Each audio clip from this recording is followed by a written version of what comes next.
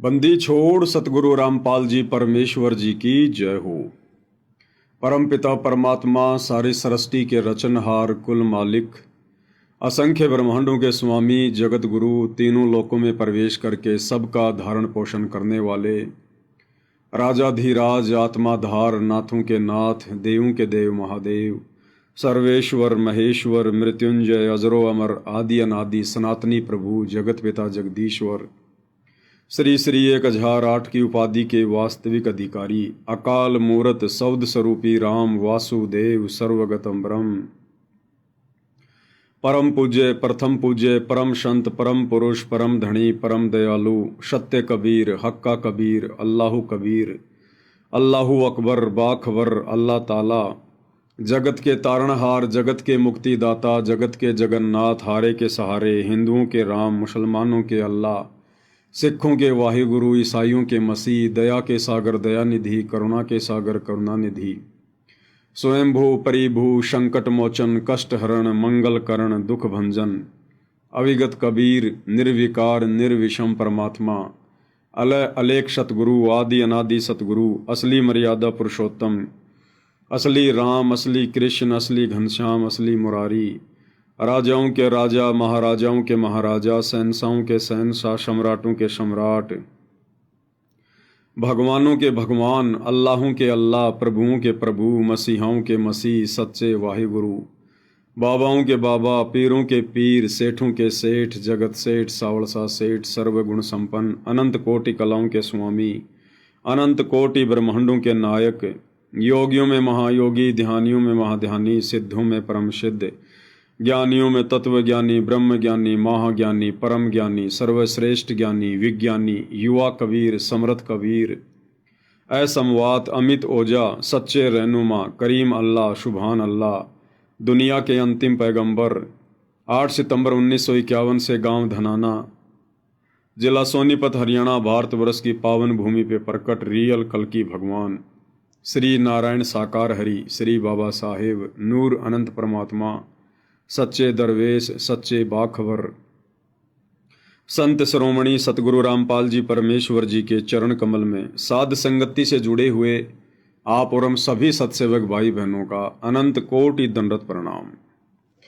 सत्साई भाई और बहनों, बहुत बड़ी दया बहुत बड़ी मेहर पूज्य गुरुदेव भगवान की सतगुरु रामपाल जी परमेश्वर जी की, जिनके शुभ आशीर्वाद से विशेष आशीर्वाद से आप और हम सभी सत्सेवक भाई बहन साध संगति से जुड़कर ज्ञान को आधार बनाकर हर प्रकार से मर्यादाओं में रहते हुए संघर्ष करते हुए निरंतर अपनी आत्मा के कल्याण हेतु गुरुदेव के प्रत्येक वचन में रहते हुए भक्ति मार्ग पर आगे की ओर बढ़ रहे हैं।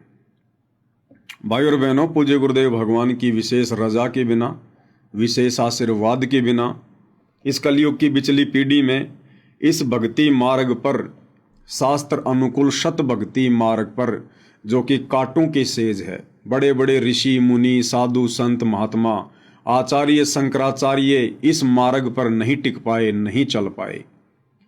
और इस घोर कलयुग में आप और हम जैसे दो कौड़ी के जीव निर्बाध रूप से बुलेट ट्रेन की तरह आगे बढ़ रहे हैं, तो ये इस बात का प्रतीक है, इस बात का सूचक है कि परमेश्वर रामपाल जी की आप और हम सभी सत्सेवक भाई बहनों के ऊपर असीम छप्पर फाड़ दया है। और इस रजा को हम सभी ने इसी प्रकार से निरंतर बना के रखना है। भाई और बहनों, परमेश्वर रामपाल जी ने अपने भक्तों को केवल 2 ही कार्य बताए हैं। पहला कार्य है कि मर्यादा में रहकर इस भक्ति को सफल करना, और दूसरा जितना हो सके इस ज्ञान का प्रचार करना, यानी महिमा करना। सतगुरु की महिमा करना सबसे बड़े प्रचार में आता है, सबसे बड़े प्रचार में। और ये दोनों कार्य गुरुदेव भगवान हम सभी सत्सेवकों से पिछले 8 वर्षों से करवा रहे हैं। तो ये भी एक विशेष संकेत है कि गुरुदेव भगवान की हम सभी के ऊपर विशेष रजा है। भाई और बहनों, इन दिनों सोशल मीडिया पर जो अखबार की कटिंग आ रही हैं सतगुरुदेव भगवान के विषय में कि कोर्ट ने उनकी जमानत का रास्ता साफ कर दिया है, अब सतगुरु रामपाल जी जमानत पर बाहर आ सकते हैं। तो भाइयों और बहनों, आप और हमें अच्छे से पता है, बाकी लोगों को पता हो या ना हो, कि परमेश्वर किन परिस्थितियों में बाहर आएंगे। वैसे देखा जाए ज्ञान आधार से तो वर्तमान में गुरुदेव भगवान के हिसार जेल से बाहर आने का जो समय है वो उचित समय नहीं है। हालांकि ये परमात्मा की अपनी मौज, उनकी अपनी मेहर, वो क्या करेंगे क्या नहीं करेंगे, लेकिन आप और हम तो जीव हैं और जीव केवल परिस्थितियों के अनुसार ही आंकलन लगा सकता है।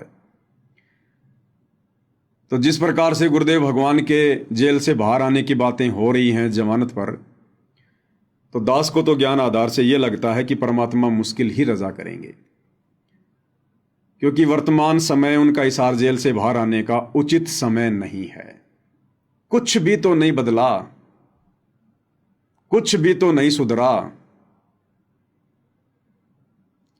अभी तो परमेश्वर जिन भक्तों की आंखें खोलने के लिए गए थे, उन भक्तों की ही ढंग से आंखें नहीं खुली हैं। कुछ भी नहीं बदला अभी, कुछ भी।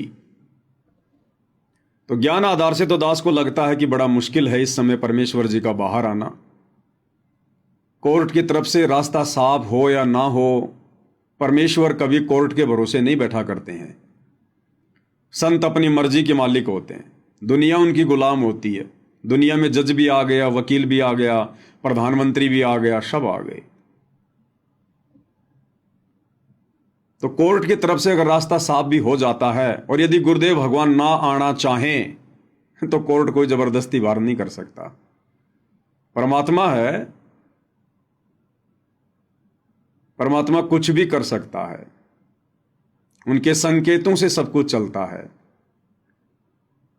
जब तक गुरुदेव भगवान का संकेत नहीं होगा, तब तक जज की कलम कुछ नहीं कर सकती, कुछ भी। यहां के वकील, यहां के जज, यहां के जज तो छोड़िएगा, इस पूरी पृथ्वी पर ना जाने 200, 250, 300 जितने भी देश हैं, उनमें हर देश का एक संविधान है, हर देश का एक सुप्रीम कोर्ट है। तो यहां के जज तो बहुत छोटी चीज हैं।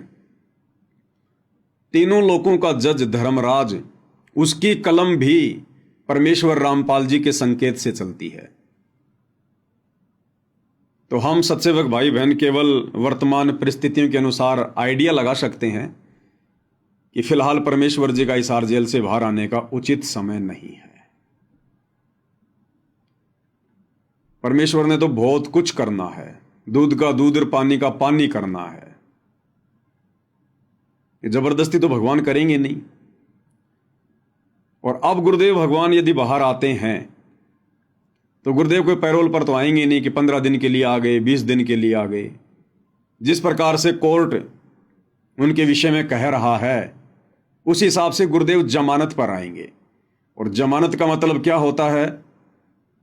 जब तक वो केस अपने फाइनल डिसीजन पर नहीं पहुंचता है, उसमें चाहे 2 साल लगो चाहे 4 साल लगो, तब तक गुरुदेव भगवान बाहर रहेंगे, बाहर। और भाइयों और बहनों, ये तेजी से परिस्थितियां बिगड़ने का समय है। तेजी से परिस्थितियां बिगड़ेंगी। और परमात्मा के भी कुछ नियम हैं, कुछ उसूल हैं। मालिक भी उन प्रकृति के नियमों के साथ में छेड़खानी नहीं करते हैं। जबरदस्ती तो किसी का बचाव करेंगे नहीं। तो ये दुनिया तो अपनी मौत मरेगी मरेगी, परेशानियां उठाएंगी उठाएंगी, और गुरुदेव भगवान आश्रम में बैठे रहेंगे, सब कुछ देखते रहेंगे। और दुनिया कहेगी तुम लोग बड़ी बड़ी डींग मारा करते थे कि हमारे गुरुजी ये कर सकते हैं, हमारे गुरुजी वो कर सकते हैं। अब तो तुम्हारे गुरुजी जेल से बाहर आ गए, अरे अब तो तुम्हारे गुरुजी आश्रम में बैठे हैं। फिर क्यों नहीं तुम्हारे गुरुजी दुनिया को राहत दे रहे? क्यों ना तुम्हारे गुरुजी परिस्थितियों को बदल रहे? तो दुनिया का और अविश्वास भक्ति और भगवान पे बढ़ता चला जाएगा। दूसरी बात, सतलोक आश्रम मैनेजमेंट हरियाणा जिसको सद्बुद्धि देने के लिए, जिसको अपनी गलतियों का एहसास करवाने के लिए, जो गलतियां सतलोक आश्रम वालों ने, गुरुदेव के कलयुगी परिवार ने, उनके बेटा बेटी भाई बंधु रिश्तेदारों ने बरवाला कांड से पहले की हुई हैं, बरवाला कांड के समय की थी और बरवाला कांड के बाद तो लगातार ही कर रहे हैं, परमात्मा उनको एक मौका देना चाहते हैं कि नालायकों, मेरे हिसार जेल से बाहर आने से पहले पहले सुधर जाओ, माफी मांग लो। लेकिन इन लोगों का तो कुछ भी नहीं सुधरा, ये तो उल्टा बिगड़ते चले जा रहे हैं। और परमेश्वर ने जो अपना यथार्थ मार्ग 13वां कबीर पंथ, जो साध संगतियां शुरू करवाई हैं, परमेश्वर ने अपनी विशेष आत्माओं को साध संगति से जोड़ा। और किस प्रकार से भक्ति मार्ग पर गुरु को प्रसन्न किया जाता है, गुरु की पूजा की जाती है, कैसे हमने मर्यादा में रहकर संघर्ष करते हुए गुरु को परमात्मा मानकर, ज्ञान को आधार बनाकर, घर को आश्रम बनाकर भक्ति करनी होती है। अपने हजारों बच्चों से परमेश्वर वो भक्ति क्रिया करवा रहे हैं। अब यदि इन परिस्थितियों में गुरुदेव भगवान आ जाते हैं और यदि उनका आदेश हो जाता है सभी के लिए आश्रम में आने का, तो भाइयों और बहनों, गुड़ और गोबर एक हो जाएगा। गधे और घोड़े एक ही खूंटे से बन जाएंगे। फिर क्या निष्कर्ष निकला, क्या फायदा निकला? जो परमेश्वर ने लाखों की संगत में से अपने चंद हीरे मोती लाल छांटकर जो साध संगति से जोड़े थे, अगर उनको भी आश्रमों में जाकर वही क्रिया करनी है, घिसी पिटी 12वें पंथ की भक्ति करनी है, आधी अधूरी पतिव्रता पद की भक्ति को छोड़कर सबका जयकारा लगाना, सबको दंडवत करना, सबके जो है प्रकट दिवस मनाना, सबके बोध दिवस मनाना, फिर क्या फर्क रह जाएगा गधे और घोड़ों में? और दूसरी तरफ कोर्ट के नियम अनुसार जो जमानत मिलनी है, तो वो नियम भाई और बहनों आपने पढ़े ही होंगे।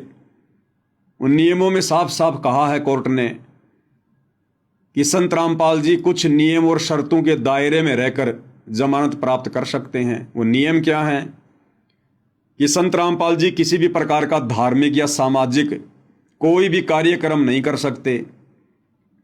संत रामपाल जी भक्तों की भीड़ इकट्ठा नहीं कर सकते।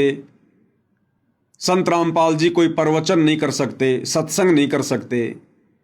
अब भाइयों और बहनों, संत आता किस लिए धरती पर? परमात्मा आते किस लिए धरती पर? सत्संग करने के लिए, उपदेश देने के लिए, धर्म यज्ञ करवाने के लिए, भंडारे करवाने के लिए। और उन कार्यों के लिए हाई कोर्ट मना कर रहा है कानून के नियम अनुसार। तो परमेश्वर फिर जेल से बाहर आके क्या करेंगे? फिर जेल से बाहर आके क्या करेंगे परमेश्वर? भक्तों को बुला नहीं सकते, भक्तों को इकट्ठा नहीं कर सकते। अगर भक्तों की भीड़ इकट्ठा कर ली और किसी ने सूचना दे दी तो कोर्ट उनकी जमानत फिर से रद्द कर देगा। धार्मिक भंडारे कर नहीं सकते, सत्संग कर नहीं सकते। तो जब सत्संग भंडारे नहीं करेगा, जब संत भंडारे नहीं करेगा, सत्संग नहीं करेगा, अपने भक्तों को बुलाकर प्रवचन नहीं करेगा, तो फिर संत और क्या करेगा? तो फिर ऐसी जेल और ऐसा आश्रम उनके लिए, तो क्योंकि संतों के लिए तो ना कोई जेल मायने रखती, ना कोई आश्रम मायने रखता। वो तो लाभ हानि सुख दुख में एक समान ही महसूस करते हैं। तो भाई और बहनों, इन वर्तमान सभी परिस्थितियों को मद्देनजर रखते हुए दास को तो यही समझ में आ रहा है कि गुरुदेव का कलयुगी परिवार भले ही अपने आप को शाना समझकर, अपने आप को चतुर समझकर और तमाम मर्यादाओं को दरकिनार करते हुए, राजनेताओं की चापलूसी करते हुए, क्योंकि ये लोग इसीलिए तो ये सारा काम कर रहे थे। मुख्यमंत्री की रैलियों में भक्तों को भेजना, हरियाणा रोडवेज की बसों में भक्तों को भर भर के, जैसा बीजेपी सरकार ने कहा वहां भक्तों को भेजना, ये चापलूसी इसलिए तो की जा रही थी कि हमारे गुरुजी को बीजेपी सरकार जमानत दिलवा दे। तो भाई और बहनों, किसी भी सरकार के रहमो करम पर दास को नहीं लगता कि हमारे भगवान जमानत पर आएंगे। अगर आ गए तो उनके कलयुगी परिवार में एक अहंकार उत्पन्न हो जाएगा। एक बहुत भयंकर जो रोग है, मान बढ़ाई, अहंकार, कि हमने प्रयास किया, हमने कोशिश की, तब कहीं जाकर गुरुजी जेल से बाहर आए हैं। तो परमात्मा की तो कोशिश है अहंकारियों के अहंकार को तोड़ना। और भी बहुत सारे कारण है भाई और बहनों, तो दास को तो लगता नहीं। बाकी देखो, परमात्मा की अपनी मौज है, अपनी मर्जी है। अगर वे आना चाहेंगे तो रोक कौन देगा उनको? फिर हम सब के आइडियाज, हम सब के आंकलन धरे के धरे रह जाते हैं, क्योंकि फिर उनकी मर्जी के आगे किसी की नहीं चलती है। लेकिन दास तो परिस्थितियों के अनुसार बता रहा है। अब भाइयों और बहनों, दूसरा, अगर गुरुदेव के लड़कों के प्रयासों से और बीजेपी सरकार के सहयोग से अगर गुरुदेव भगवान जमानत पर बाहर आते हैं तो रहेंगे कहाँ, जाएंगे कहाँ? भाई जो लोग जमानत करवा के ला रहे हैं उन्हीं लोगों के पास जाएंगे। और ये कहाँ लेके जाएंगे? इन्होंने तो पहले से ही पब्लिसिटी कर रखी है, विश्व का सबसे बड़ा आश्रम धनाना आश्रम, सबसे बड़ा आश्रम धनाना आश्रम। तो गुरुदेव को ये कहाँ लेकर जाएंगे? धनाना आश्रम में लेके जाएंगे। और जहां गुरुदेव रहेंगे वहां वो प्रवचन नहीं कर सकते, जमानत के नियम अनुसार भक्तों को इकट्ठा नहीं कर सकते। और यदि इकट्ठा किया, भीड़ जमा हुई, तो तुरंत न्यूज जाएगी, तुरंत समाचार जाएगा प्रशासन के पास में, क्योंकि जो प्रशासन के जो मुखबिर होते हैं, उनके जो एजेंट होते हैं, वो हर प्रकार की खबर रखते हैं। तो जमानत कैंसिल। और ये संगत रुकने वाली नहीं है, ये संगत रुकने वाली नहीं है। ये जो भीड़ इकट्ठा कर दी गई है इन आश्रमों में, ये भीड़ अपने कोऑर्डिनेटरों के कहने से नहीं रुकने वाली। अगर इस बात का पता चल गया कि गुरुजी धनाना आश्रम में आ गए, तो ये कोऑर्डिनेटर चाहे कितने पीले पर्चे निकाल देना, फिर कितनी ऑडियो डाल देना, कितना ही धमका लेना, ये अंध भगत हैं, अंध भगत। फिर ये नहीं रुकने वाले जब इनको पता चल जाएगा कि गुरुजी धनाना आश्रम में आ गए। फिर ये जैसे तैसे कुछ भी करके आना पड़े इनको, ये भीड़ आएगी फिर तगड़ी। ये नहीं सुनेंगे फिर तुम्हारी बातें, क्योंकि ये अंध भगत हैं, ये सत्सेवक नहीं है, ज्ञानी आत्मा नहीं है, ये अंध भगतों की फौज तुम लोगों ने जमा कर दी। फिर ये भीड़ नहीं रुकेगी, चाहे तुम कितने गुरुजी के आदेश बता देना कि गुरुजी का आदेश है धनाना में कोई नहीं आएगा, कोई नहीं सुनेगा तुम्हारी बात। और अपने गुरुजी के दर्शनों के लिए ताबड़तोड़ आएंगे ये। और जैसे भीड़ इकट्ठा हुई, उसके बाद फिर क्या होगा? जमानत के नियम टूटेंगे। दूसरी बात, अगर भीड़ जमा नहीं होगी, गुरुजी सत्संग नहीं करेंगे, भंडारे नहीं होंगे, तो भगत क्या करेंगे? फिर भगत क्या करेंगे? जिस आश्रम में गुरुजी रहेंगे वहां तो संगत जाएगी नहीं, वहां तो संगत को बुलाया नहीं जाएगा डर के मारे। बाकी आश्रमों में संगत बैठी बैठी क्या करेगी? संगत का दिमाग तो रहेगा धनाना आश्रम में या जहां भी गुरुदेव भगवान रहेंगे वहां पर, और शरीर रूप में बैठे रहेंगे उन दूसरे आश्रमों में। तो भाई और बहनों, पूरा सिस्टम ही खराब हो जाएगा, पूरा सिस्टम। तो दास को तो छोटी बुद्धि से यही लग रहा है कि प्रशासन चाहे कुछ भी छूट दे दे, कुछ भी राहत दे दे, कुछ भी कर दे अपनी तरफ से, जो कानून के नियम है, समय आने पर कानून तो अपना कार्य करता ही है। और बाकी ज्ञान आधार से थोड़ा सा दास को अभी लग नहीं रहा कि परमेश्वर आ सकते हैं। बाकी उनकी मौज, उनकी मर्जी भाई और बहनों। परमात्मा तो ना जाने फिर एक पल में क्या से क्या कर दें। समर्थ है धरती पर, प्रशासन को पता भी नहीं चले और भंडारे भी होते रहे, भीड़ भी आती रहे, क्योंकि है तो भगवान वही धरती पर जो 650 साल पहले था। तो काशी के भंडारे में सेवादार जमीन से 1 फुट ऊपर चल रहे थे, लेकिन किसी का ध्यान नहीं गया। सतलोक से पानी की धारा आ रही थी, किसी का ध्यान नहीं गया। तो है तो वही कबीर भगवान धरती पर। चाहे लाखों की भीड़ आ जाओ गुरुदेव भगवान के पास में, परमात्मा अगर नहीं चाहेंगे तो किसी को पता नहीं चलेगा। प्रशासन को तो 10-50 भगत ही दिखाई देंगे और वहां पर मेला लगा होगा। ये तो समर्थ की अपनी मौज है भाई और बहनों, इसके विषय में तो हम कुछ कह नहीं सकते। लेकिन वर्तमान परिस्थितियों को देखते हुए, क्योंकि परमेश्वर अपने भक्तों की छटनी करने के लिए गए थे जेल में, किसी प्रशासन के दबाव में नहीं गए। वो तो एक कारण बनता है, एक कारण बनता है। बाकी रियलिटी तो आप और हमें पता है। और छटनी अभी हुई नहीं भाई और बहनों, छटनी अभी हुई नहीं। भक्तों की सोच में बदलाव अभी आया नहीं। जितना मूर्ख गुरुदेव भगवान छोड़कर गए थे उससे भी 4 कदम आगे मूर्खता की हद पार करके बैठे हैं, हद पार करके। खैर भाइयों और बहनों, तो परमेश्वर की अपनी मौज है, सबको समय का इंतजार है, क्या होगा क्या नहीं होगा। लेकिन इन सभी बातों के बीच में हम सब भगत भाई बहनों ने अपने परमेश्वर की महिमा करना नहीं भूलना है। ये तो चलता रहेगा भाई और बहनों, 21 ब्रह्मांड का रूल ही ऐसा है, ये प्रक्रियाएं ऐसी हैं, ये चलती रहेंगी, कोई बड़ी बात नहीं है। हमने तो अपने गुरुदेव भगवान की उसी प्रकार से महिमा करते रहना है जिस प्रकार से हम पिछले 8-10 वर्षों से करते रहे हैं। और हम भगत भाई बहनों ने क्या करना है क्या नहीं करना है वो आप लोगों को वीडियो के माध्यम से समझा दिया गया है। अंत में हमने इस ज्ञान मार्ग पर, ज्ञान को आधार बनाकर ही भक्ति मार्ग पर आगे बढ़ना होगा।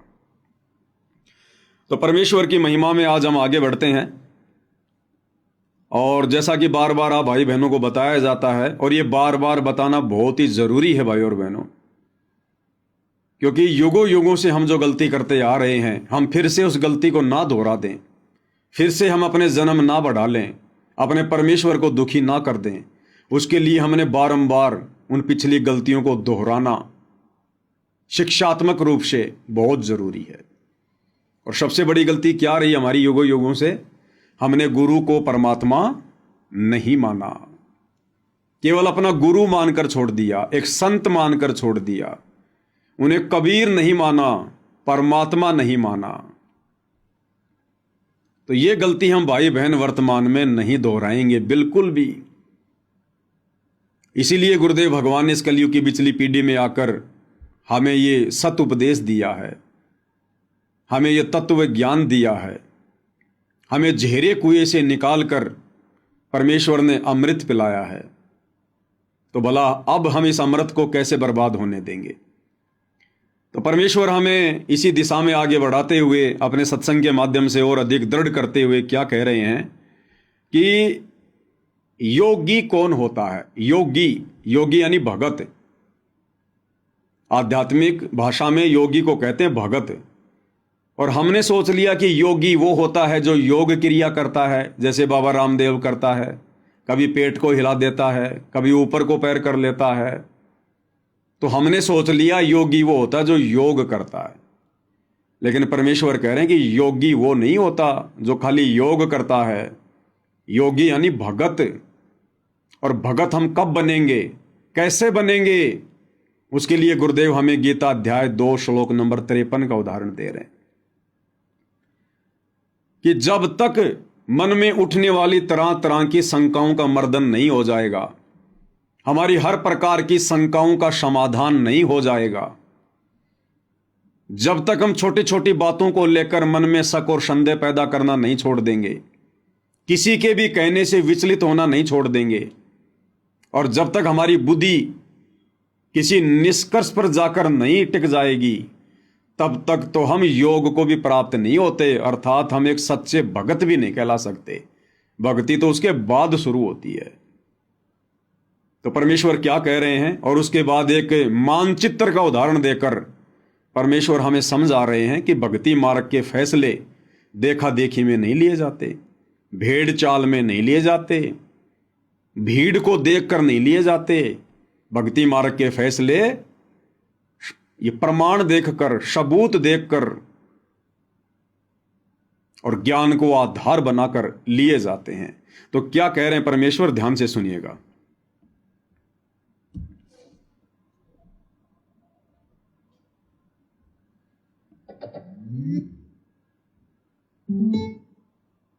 जो वेद बताते हैं वही हमारे वो महापुरुष बताते हैं जिनको भगवान मिले। तो इस ज्ञान को सुनने के बाद फिर आप संशय रहित हो जाओगे। और श्रीमद् भगवत गीता अध्याय नंबर 2 के श्लोक नंबर 53 में यही कहा कि अर्जुन, जिस समय तेरी बुद्धि नाना प्रकार के भ्रमित करने वाले ज्ञान वचनों से हटकर एक परमात्म ज्ञान पर, तत्व ज्ञान पर आश्रित हो जाएगी, यानी फाइनल हो जाएगी, तब तो तू योग को प्राप्त होगा। योग प्राप्त होना यानी योगी बनेगा, योगी माने भगत बनेगा। योगी ये नहीं होता जो पेट का पानी हिला कर ऊपर न पैर कर लिए नीचे न कर लिए, ये तो एक शारीरिक एक्सरसाइज है। योग का अर्थ है भक्त, परमात्मा से मिलने की प्रयत्न करने वाला, नहीं परमात्मा से योग करने वाला, मेल करने के लिए जो प्रयत्नशील है उसको योगी कहते हैं, भक्त कहते हैं। तब तक तू भगत बनेगा, और भगत भी तभी बनोगे जब आप कभी निसंशय होकर लग जाओगे। फिर तो कोई आ जाओ आपके सामने, आप ज्ञान में उससे विचलित नहीं हो सकते, वो चाहे मानो चाहे ना मानो वो बात। अभी तक भाई और बहनों, संगत में यदि असल में कोई योगी बना है, कोई योग को प्राप्त हुआ है, यदि परमात्मा से मेल करने की दिशा में कोई आगे बढ़ रहा है, केवल सत्सेवक भाई बहन है जो किसी भी बात को लेकर भ्रमित नहीं होते, संशय वाली स्थिति में नहीं होते। हमारा जो मत है हमेशा वो क्लियर रहता है, साफ सुथरा रहता है कि हमने क्या करना है, कैसे करना है। और बाकी हमारे जो अन्य भाई बहन हैं जो सतलोक आश्रमों से जुड़े हुए हैं, वो अभी योग को प्राप्त नहीं हुए। अभी उन्हें कोई भी विचलित कर सकता है, कोई भी उन्हें डगमग कर सकता है। एक सेकंड में उनको राजनेताओं की रैलियों में बैठा दिया जाता है, एक सेकंड में उनको धर्म भंडारों में बैठा दिया जाता है, एक सेकंड में उनको आरक्षणों में बैठा दिया जाता है, एक सेकंड में गुंडों की सीबीआई जांच के समर्थन में खड़ा कर दिया जाता है। बस उनको एक पीला पर्चा दिखा दो, व्हाट्सएप के ग्रुपों में डाल दो, उसके बाद वो नहीं देखते कि गुरुजी का आदेश है या नहीं है, गुरुजी के ज्ञान आधार से उचित है या नहीं है, वो कुछ नहीं देखते। वो बेचारे संशय वाली स्थिति में जी रहे हैं, भ्रमित हैं, डामाडोल हैं भक्ति मार्ग पर। गीता अध्याय 2 श्लोक नंबर 53 के अनुसार अभी उनकी भक्ति शुरू नहीं हुई है। तो परमेश्वर ने योगी भी साध संगति से जोड़कर अपनी सत्सेवक आत्माओं को ही बनाया है। अब आगे गुरुदेव भगवान मानचित्र का उदाहरण देकर क्या समझा रहे हैं कि हमने किस प्रकार से भक्ति मार्ग के फैसले लेने चाहिए। इन आश्रमों से जुड़े हुए भाई बहनों को विचार करना चाहिए ये आगे का सत्संग सुनकर। गुरुदेव इसमें कह रहे हैं कि मान लो आप कहीं जा रहे हो, रास्ते रास्ते रास्ते रास्ते, या जैसे हम लोग भक्ति मार्ग पर चल रहे हैं और रास्ते में आपकी किसी से बातचीत हो जाए और आप उसको कहो कि भाई मैं तो जयपुर से दिल्ली जा रहा हूं। वो आपसे पूछे भाई कहां जा रहे हो, और आपको भाई मैं तो दिल्ली जा रहा हूं, और जा रहे हो आप जी बंबई की तरफ उल्टा, और वो व्यक्ति आपसे कहे कि भाई आपकी तो दिशा गलत है, भले पुरुष तू तो उल्टा जा रहा है उल्टा, और जितना उल्टा जाएगा उतना ही तू दुखी होगा, परेशान होगा, तेरा मार्ग उतना ही लंबा हो जाएगा।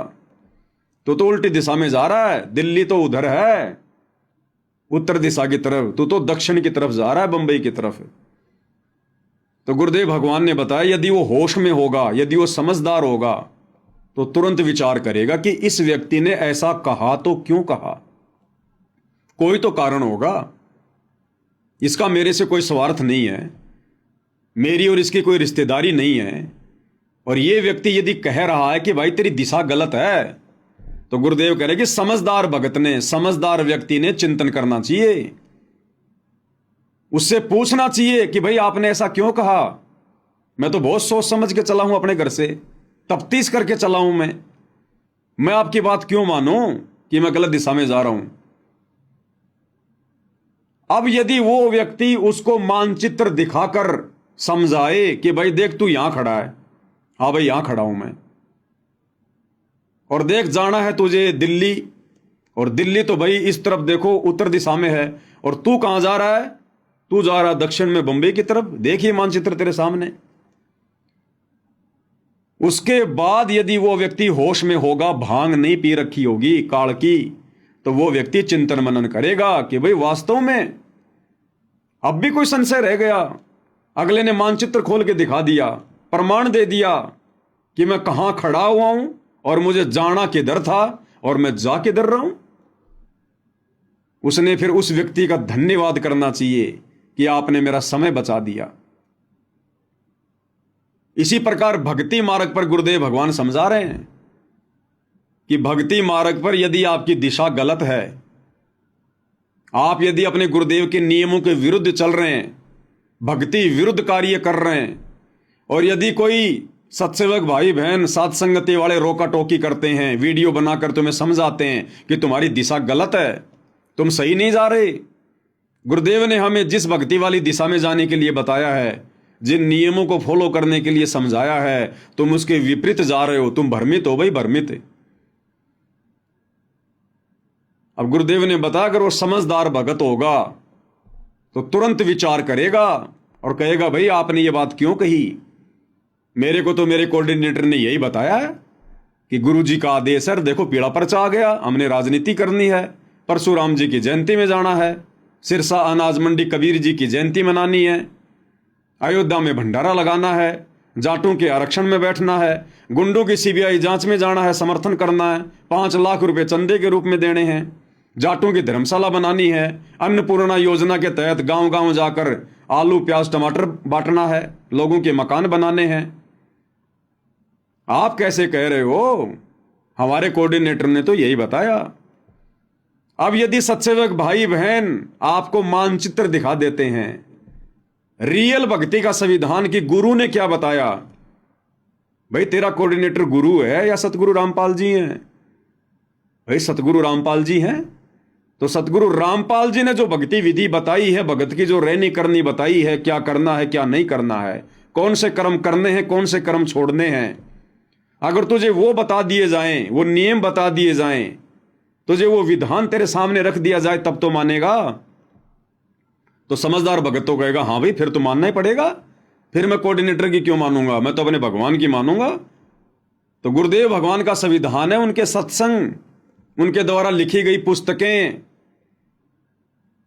अगर वो उसको दिखा दिए जाएं, समझा दिया जाए कि देख गुरुदेव भगवान ने क्या क्या आदेश दे रखा है सत्संगों में, नियमों में, और देख बावड़े ये तेरे कोऑर्डिनेटर, ये गुरुदेव का कलयुगी परिवार, ये देख काल प्रेरणा से तेरी सारी मर्यादा तोड़वा रहे हैं। अगर भगवान राजनीति करवाएगा अपने भक्तों से तो भक्ति क्या फिर आसाराम बापू करवाएगा। तो फिर उस भगत ने विचार करना चाहिए कि बात तो सही है भाई, अरे मैं जुड़ा भक्ति मार्ग पर अपने आत्म कल्याण के लिए, मोक्ष के लिए, और मोक्ष होगा सतगुरु के भक्ति विधान पर चलने से, उनकी मर्यादाओं में रहने से, और मैं मर्यादाओं को तोड़कर आगे बढ़ रहा हूं और सोच रहा हूं मैं सतलोक जाऊंगा, ये तो कभी नहीं हो सकता। तो गुरुदेव ने बताया कि जो रियल में जो भगत बीज होगा, अच्छी आत्मा होगी, वो तो विचार करेगी, और जो मूर्ख होगा ना, मूर्ख अज्ञानी प्राणी होगा, जिसके संस्कार कमजोर होंगे, उसको यदि कोई सच्ची बात बताई जाएगी तो वो लड़ेगा, झगड़ेगा कि तेरे को क्या लेना देना है, मैं ठीक जा रहा हूं, तू अपना काम कर, आया बड़ा ज्ञानी ज्ञान देने के लिए। तो वो तो फिर मूर्ख आदमी है। फिर तो परमात्मा कहते हैं गधे की आंख में अगर आप घी डालना चाहोगे तो वो यही समझेगा कि एक मेरी आंख फोड़ना चाह रहा है। तो परमेश्वर हमें किस प्रकार से अपने सत्संगों में आदेशित करते हैं, निर्देशित करते हैं। इसलिए भाई और बहनों, गुरुदेव भगवान बार बार कहते हैं कि बच्चों आपने सत्संगों को बहुत ध्यान से सुनना चाहिए, एक एक शब्द पे विचार करना चाहिए कि गुरुदेव कह क्या रहे हैं, क्योंकि ये सामान्य सत्संग नहीं है, ये सत्यनारायण कथा है, युगों युगों से हमें अब सुनने को मिली है। सत्यनारायण कथा, सत्यनारायण हमारे गुरुदेव भगवान है, विष्णु जी नहीं है। ये त्रिलोकी विष्णु सत्यनारायण नहीं है। सत्यनारायण यानी सच्चा परमात्मा, अविनाशी परमात्मा। और सत्यनारायण कथा ये विष्णु जी की कथा नहीं है। सतगुरु रामपाल जी परमेश्वर हमें जो सत्संग सुना रहे हैं ये है सत्यनारायण कथा, और ये बैठे हमारे सामने सच्चे सत्यनारायण भगवान। तो समझदार आत्मा तो फिर विचार करेगी। तो किस प्रकार से गुरुदेव हमें आदेशित कर रहे हैं, सुनिएगा। तो ये ज्ञान ऐसा है, आपको उस स्थिति में ला देगा कि आप डगमग नहीं हो सकते। इसके अतिरिक्त विश्व में आपको ज्ञान और भगवान दिखाई नहीं देगा, स्वप्न में भी। और तभी आप दृढ़ होगे। जब हम किसी मार्ग पर चल रहे हैं और आगे जाकर सैकड़ों रास्ते बन जाते हैं, आपके पास मैप है और आपको खूब पढ़ा रखा है, समझा रखा है कि मैप अपना रास्ता ये रहेगा, इसके बाद बहुत से रास्ते हैं वो अलग हैं, उनमें नहीं जाना। तो फिर आप कैसे मिसगाइड हो जाओगे? तो ये जो ज्ञान आपको दिया जा रहा है, सतलोक जाने का एक मैप आपके सामने रखा जा रहा है, और इस मार्ग पर आप विचलित होगे तो पता नहीं कहां जाकर रुकोगे फिर। अब तक हमारे साथ ऐसा ही बनता रहा, हम भक्ति मार्ग पर चले, रास्ते में किसी ने विचलित कर दिए, हम दिशा बदल गए और हजारों कोस दूर चले गए यथास्थान से, और फिर हम यही के यही रह गए। तब तक सवेरा हो गया, सवेरा माने मृत्यु होगी। तो अब हमने दृढ़ रहना है, इस ज्ञान को आधार बनाकर इस भक्ति रूपी सफर पर अपन चलना है। तो गुरुदेव कह रहे अब हमने दृढ़ रहना है इस भक्ति मार्ग पर, ज्ञान को आधार बनाकर। अब हमने किसी के कहने से डगमग नहीं होना, चाहे गुरुजी का लड़का हो, चाहे गुरुजी की लड़की हो, चाहे गुरुजी का भाई हो, चाहे कोई कोऑर्डिनेटर हो, कोई जी भी हो इस भक्ति मार्ग पर, अगर सत्संग हमारे समझ में आ गए, ज्ञान हमारे समझ में आ गया, मानचित्र अच्छे से भक्ति वाला समझ में आ गया, तो फिर हमें कोई विचलित नहीं कर सकता, डगमग नहीं कर सकता। हम उससे 50 सवाल पूछ लेंगे, 50, कि भैया ये राजनेताओं की रैलियों में भेजने का आदेश गुरुजी ने तुम्हें कब दिया? कब दिया गुरुदेव ने आदेश? कौन से सत्संग में कहा गुरुदेव ने? राजनीति तो गुरुजी के समय भी होती थी। गुरुजी ने तो कभी भी अपने भक्तों को मोदी की रैली में या मुख्यमंत्री की रैलियों में नहीं भेजा, परशुराम की जयंती में नहीं भेजा। गुरुजी आन उपासना छुड़वाते हैं या फिर आन उपासना करवाते हैं? गुरुजी ने तो कभी नहीं कहा कि तुम किसी गुंडे की सीबीआई जांच का समर्थन करो, गैंगस्टर की सीबीआई जांच का। गुरुजी ने तो कभी नहीं कहा कि तुम जगत वालों को जो मतलब चंदा दो।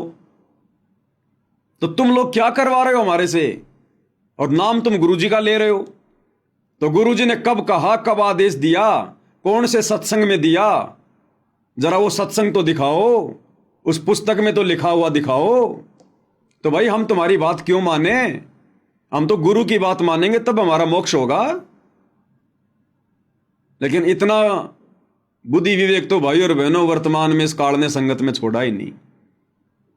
इतने सवाल जवाब करने की हिम्मत काल ने छोड़ी नहीं। भक्तों के घुटनों का पानी निकल चुका है। देखा देखी भेड़ चाल, तो बताओ फिर कैसे सफलता प्राप्त करेंगे?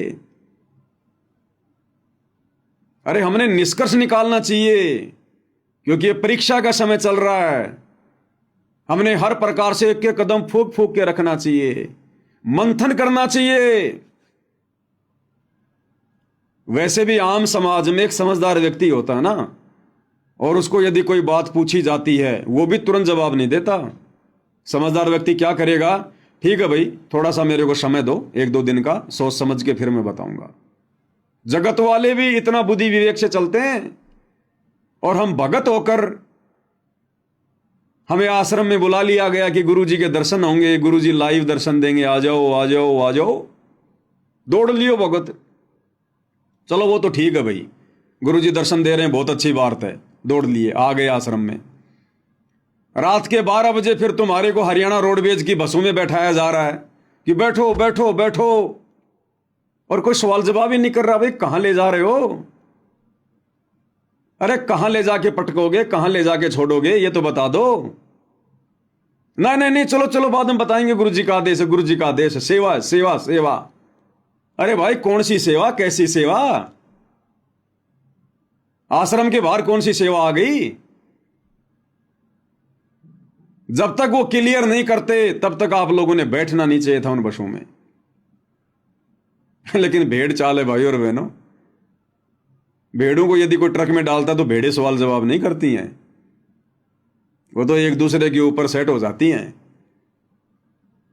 अब भाई और बहनों, ज्ञान आधार से यदि हम निष्कर्ष निकालें तो निष्कर्ष भी गुरुदेव के सत्संगों को आधार बनाकर ही निकाला जाएगा, दूसरा कोई तरीका नहीं है, क्योंकि ये ज्ञान मार्ग है।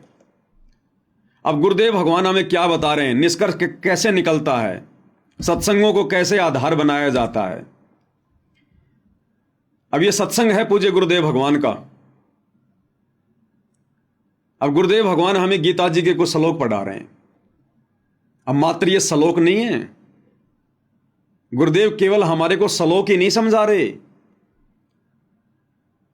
बैकग्राउंड में ना जाने कितनी शिक्षाएं हैं। इस पॉइंट को आधार बनाकर जो गुरुदेव समझा रहे हैं, हम कहां अपना बचाव कर सकते हैं। इसमें गुरुदेव भगवान हमें गीता अध्याय 8 श्लोक नंबर 17 का हवाला दे रहे हैं गीता जी को दिखाकर। और इसमें गीता ज्ञानदाता कह रहा है कि मुझे प्राप्त होकर फिर कभी प्राणी का जन्म और मरण नहीं होता। कौन कह रहा है? ब्रह्म गीता ज्ञानदाता काल, कि अर्जुन मुझे प्राप्त होकर, यानी मुझ ब्रह्म को प्राप्त होकर, जो मैं ब्रह्म लोक में रहता हूं, मेरा ओम नाम है, मुझको प्राप्त होकर ये प्राणी फिर कभी जन्म और मरण में नहीं आता। गीता अध्याय 8 श्लोक नंबर 17। अब गुरुदेव भगवान क्या कह रहे हैं कि बच्चों, इन गीता अनुवादकों को गीता जी का अनुवाद करना नहीं आया, और जहां जहां इस काल ने बकवाद करी है, इन लोगों को ना तो समझ में आई, फिर दूसरों को यह समझा कैसे सकते थे। अगर इस ब्रह्म की इस बात को हम सत्य मान लें, गीता अध्याय 8 श्लोक नंबर 17 को, कि अर्जुन मुझको प्राप्त होने के बाद, अब ब्रह्म को कैसे प्राप्त होंगे?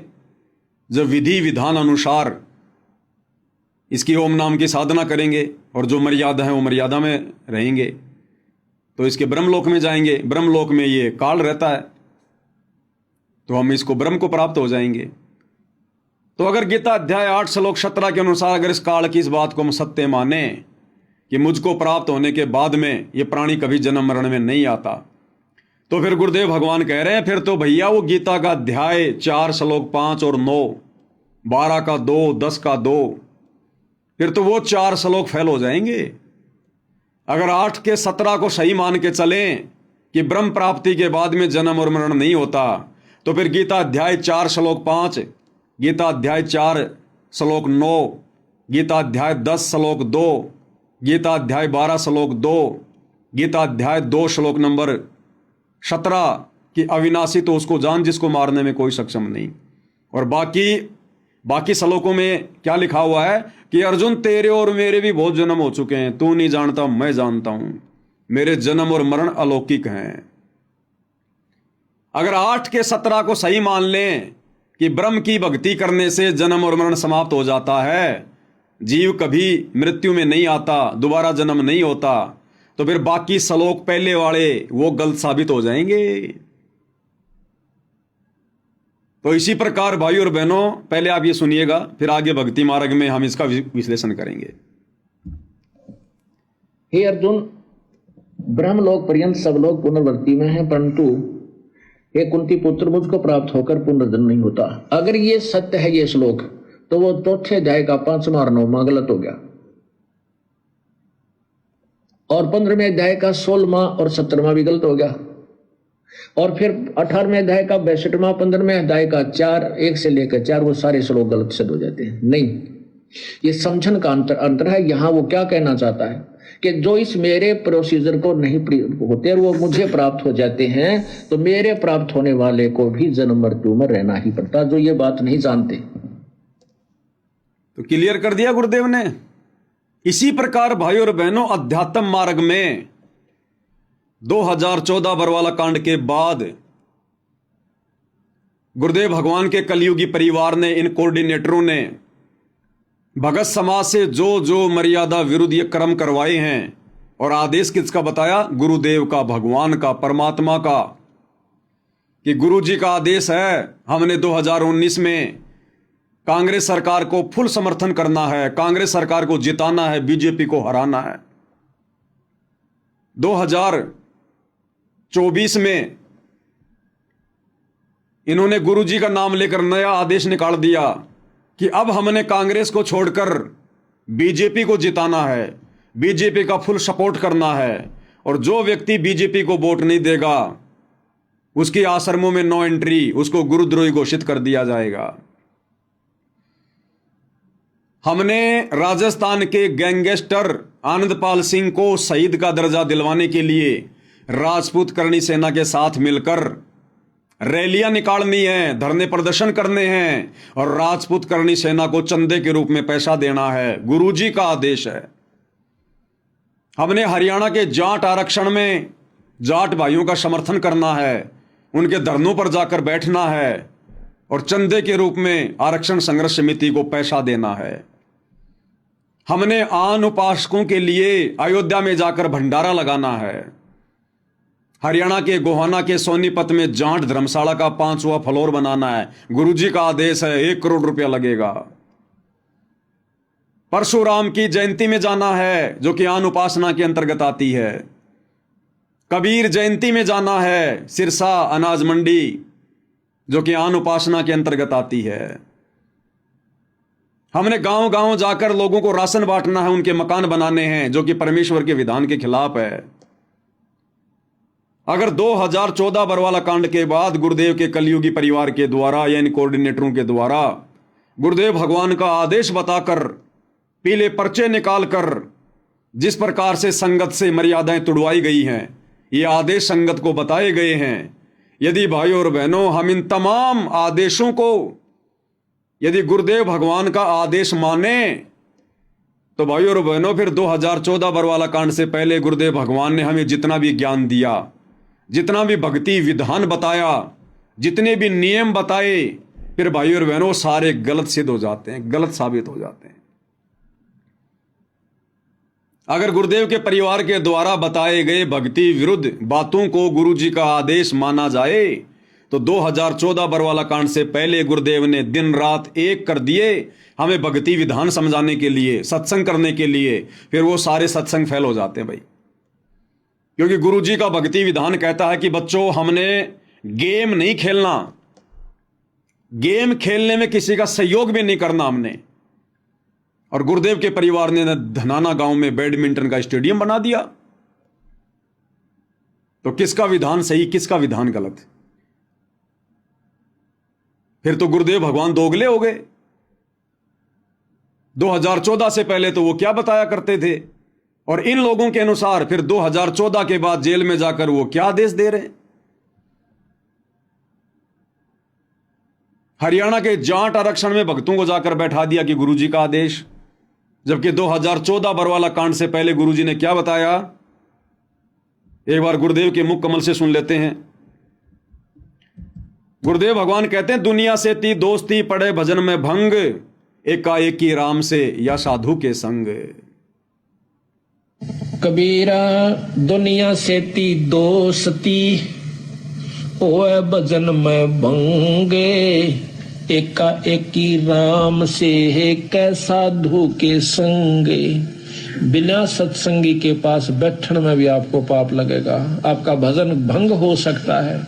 तो इसलिए बताया, या तो अपने सत्संगी द्वारा जा बैठे या फिर अपना नाम पर ला गया रहे।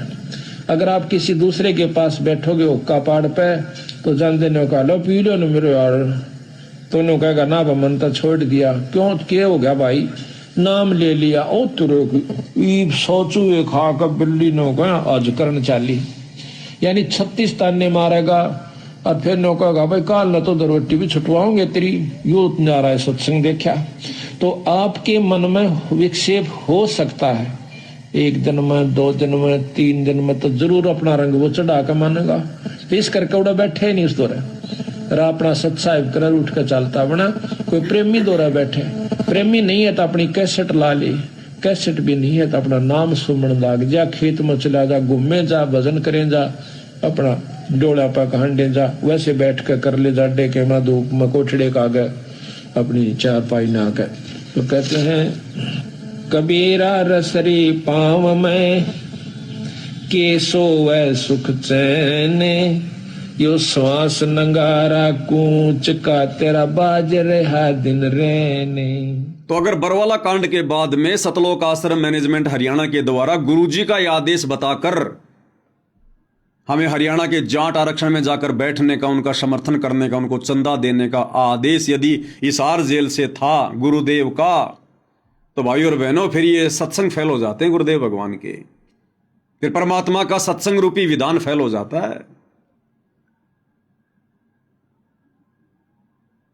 2014 बरवाला कांड के बाद इन लोगों ने गुरुदेव भगवान का आदेश बताकर कभी कांग्रेस का समर्थन करवा दिया, कभी बीजेपी का समर्थन करवा दिया। और गुरुदेव भगवान ने 2014 बरवाला कांड से पहले अपने प्रवचनों में राजनीति के विषय में क्या बताया कि भगत के लिए राजनीति कितनी खतरनाक है। एक बार गुरुदेव के मुख कमल से सुन लीजिएगा। इस दास के सामने भी आके एक आधा बोला जो ज्ञान को नहीं परिचित है, वो कहता जी मैं सरपंच का इलेक्शन लड़ दूं, सारा गांव को है तू उठ ले। अरे भले आदमी, इंद्र की पदवी छोड़ के टिंडे ले लिए, ये पीपी इधर बैठेगा सरपंच की, उसमें के काट देगा तू, अपना पीछा छुटा यहां तक क्यों करेगा, मिनिस्टर बनेगा तू। कहने का भाव ये, अगर भक्ति करनी है तो ये बकवास त्यागनी होगी। अगर भक्ति करनी है तो ये राजनीति वाली बकवास त्यागनी पड़ेगी। ना राजनीति करनी, ना राजनीति में किसी का सहयोग करना। अगर गुरुदेव ने हमें शराब पीने से मना किया तो हम किसी को शराब पिलाने में सहयोग भी नहीं कर सकते। अगर गुरुदेव ने हमें मांस खाने से मना किया तो किसी को मांस खिलाने में और लाने में बनाने में सहयोग भी नहीं कर सकते। अगर गुरुदेव ने हमें बीड़ी सिगरेट पान मसाला खाने से मना किया है, हम किसी को लाकर भी नहीं दे सकते, माचिस भी नहीं दे सकते। इसी प्रकार यदि गुरुदेव ने हमें राजनीति करने से मना किया है तो फिर हमने राजनीति करने में किसी का सहयोग भी नहीं देना, किसी का समर्थन भी नहीं करना। फिर वो महापाप हो जाएगा, महापाप। तो बताओ भाई और बहनों, फिर किसका आदेश माने? और ये पीला पर्चा निकाल दिया गया 29/10/2020 को। सभी भगतात्माओं से प्रार्थना है कि सतगुरुदेव जी का आदेश आया कि बीजेपी को वोट देना है। अगर बीजेपी को वोट नहीं डाले तो उनकी कोई माफी नहीं होगी, उनका नाम शुद्ध नहीं होगा। और गुरु जी कह रहे हैं अगर तुमने राजनीति कर ली, सहयोग कर दिया, तो नालायक को तुम्हारा नाम शुद्ध नहीं होगा। तो भाई और बहनों, यह समाधान हमने गुरुदेव के सत्संगों में निकालना पड़ेगा। तो जिस प्रकार से इन ज्ञानहीन लोगों ने गीता जी को ना समझकर उसका उल्टा अनुवाद करके भगत समाज को उलझा दिया है, उसी प्रकार से इन कोऑर्डिनेटरों ने सतगुरु रामपाल जी परमेश्वर जी के कलयुगी परिवार वालों ने इस ज्ञान का अज्ञान करके अपना मनमाना आचरण लागू करके इन्होंने भगत समाज को उलझा दिया है। काल प्रेरणा से धीरे धीरे ज्ञान का ज्ञान करने में लगे हुए हैं। इसलिए परमेश्वर ने हमें यह तत्व ज्ञान युक्त सत्संग दिए कि बच्चों, ये सत्संग तुम्हारे लिए टॉर्च का काम करेंगे, टॉर्च का काम। इस ज्ञान की रोशनी में तुमने स्वयं निर्णय करना है, नीर खीर का निवेरा करना है कि हमने गुरुदेव के द्वारा दिखाए गए मार्ग पर चलना है या काल प्रेरणा से गुरुदेव के कलयुगी परिवार के द्वारा हमें जो कुमार्ग दिखाया जा रहा है हमने उसके ऊपर चलना है। तो इस प्रकार से भाइयों और बहनों, हमने सत्संगों का निष्कर्ष निकालना पड़ता है। अब यह संगत भाइयों और बहनों भ्रमित हुई कैसे? कारण एक ही है, ज्ञान को अच्छे से ना समझना। सत्संग को सुन के उसके ऊपर चिंतन मनन ना करना, यह सबसे बड़ी कमजोरी रही हमारी। तो गुरुदेव भगवान हमें क्या समझा रहे हैं एक सत्संग के माध्यम से? ठीक उसी प्रकार वर्तमान में यह लाखों की संगत भ्रमित हो चुकी है। जिस प्रकार से श्री ब्रह्मा जी की उस क्रिया को देखकर उसके वंशज भ्रमित हो गए, ब्राह्मण भ्रमित हो गए, और फिर उन ब्राह्मणों को देखकर बाकी समाज भ्रमित हो गया। उसी प्रकार आज वर्तमान में गुरुदेव के कलयुगी परिवार को देखकर कोऑर्डिनेटर भ्रमित हो गए, और फिर इन कोऑर्डिनेटरों को देखकर बाकी संगत भ्रमित हो गई। अब गुरुदेव भगवान हमें क्या समझा रहे हैं इस सत्संग में? इस सत्संग में गुरुदेव भगवान हमें कह रहे हैं कि जब ब्रह्मा जी उत्पन्न हुआ कमल के फूल पर, उसके बाद समुद्र मंथन में ब्रह्मा जी को 4 वेद दिए गए। ब्रह्मा जी ने 4 वेदों को पढ़ा, और 4 वेदों को पढ़कर ब्रह्मा जी ने एक ओम मंत्र सेलेक्ट कर लिया। बिल्कुल सही था, क्योंकि वेदों के अनुसार ओम मंत्र ही सत्य है। वेदों में केवल काल तक की साधना का वर्णन है, ओम नाम ही है। अब इस ब्रह्मा जी ने ओम नाम तो ले लिया वेदों से, और उसके बाद इसको आकाशवाणी हुई काल की कि तप करो, तप करो, तपो तपो कर वाक्य सुनाया, लोक रचो बल मेरी माया। अब यहां ब्रह्मा जी फैल हो गया। यहां ब्रह्मा जी कंफ्यूज हो गया और ब्रह्मा जी ने उस आकाशवाणी को परमात्मा की आकाशवाणी समझकर तप भी करना शुरू कर दिया, जबकि परमात्मा का विधान तो वेदों में है।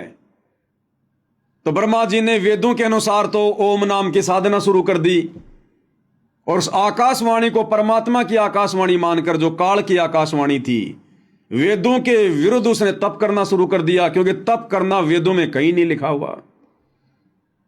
अब ब्रह्मा जी की इस क्रिया को देखकर उसके वंशजों ने, मनु आदि ने यही प्रक्रिया करनी शुरू कर दी और उन ब्राह्मणों को देखकर फिर आम समाज के लोगों ने शुरू कर दी। अब यही हालत वर्तमान में परमेश्वर रामपाल जी की सतलोक आश्रमों से जुड़ी हुई संगत की हो गई। हम सभी भगत भाई बहनों ने शास्त्र अनुकूल शत भक्ति परमेश्वर रामपाल जी के सत्संगों से करनी शुरू कर दी। जिस प्रकार वेदों से ब्रह्मा जी ने ओम नाम लेकर शत भक्ति करना शुरू किया, तो शत भक्ति शास्त्र अनुकूल साधना तो हम भगत भाई बहनों ने गुरुदेव के सत्संग सुन सुन के उनसे उपदेश लेकर करनी शुरू कर दी। बिल्कुल ओके। अब गुरुदेव भगवान के जेल जाने के बाद में हिसार जेल से जो ऑडियो बताई गई, जो वीडियो बताए गए, जो लेटर निकाले गए या कोऑर्डिनेटरों के द्वारा जो पीले पर्चे निकाले गए, उस आकाशवाणी ने भगत समाज को भ्रमित कर दिया। जिस प्रकार ब्रह्मा जी को काल ने आकाशवाणी करके वेदों के विरुद्ध साधना शुरू करवा दी। एक तरफ तो ब्रह्मा जी वेदों के अनुसार सत्साधना कर रहा है और दूसरी तरफ उस आकाशवाणी के अनुसार मनमाना आचरण कर रहा है। तो इसी प्रकार बरवाला कांड के बाद में भगत समाज कंफ्यूज हो गया ब्रह्मा जी की तरह।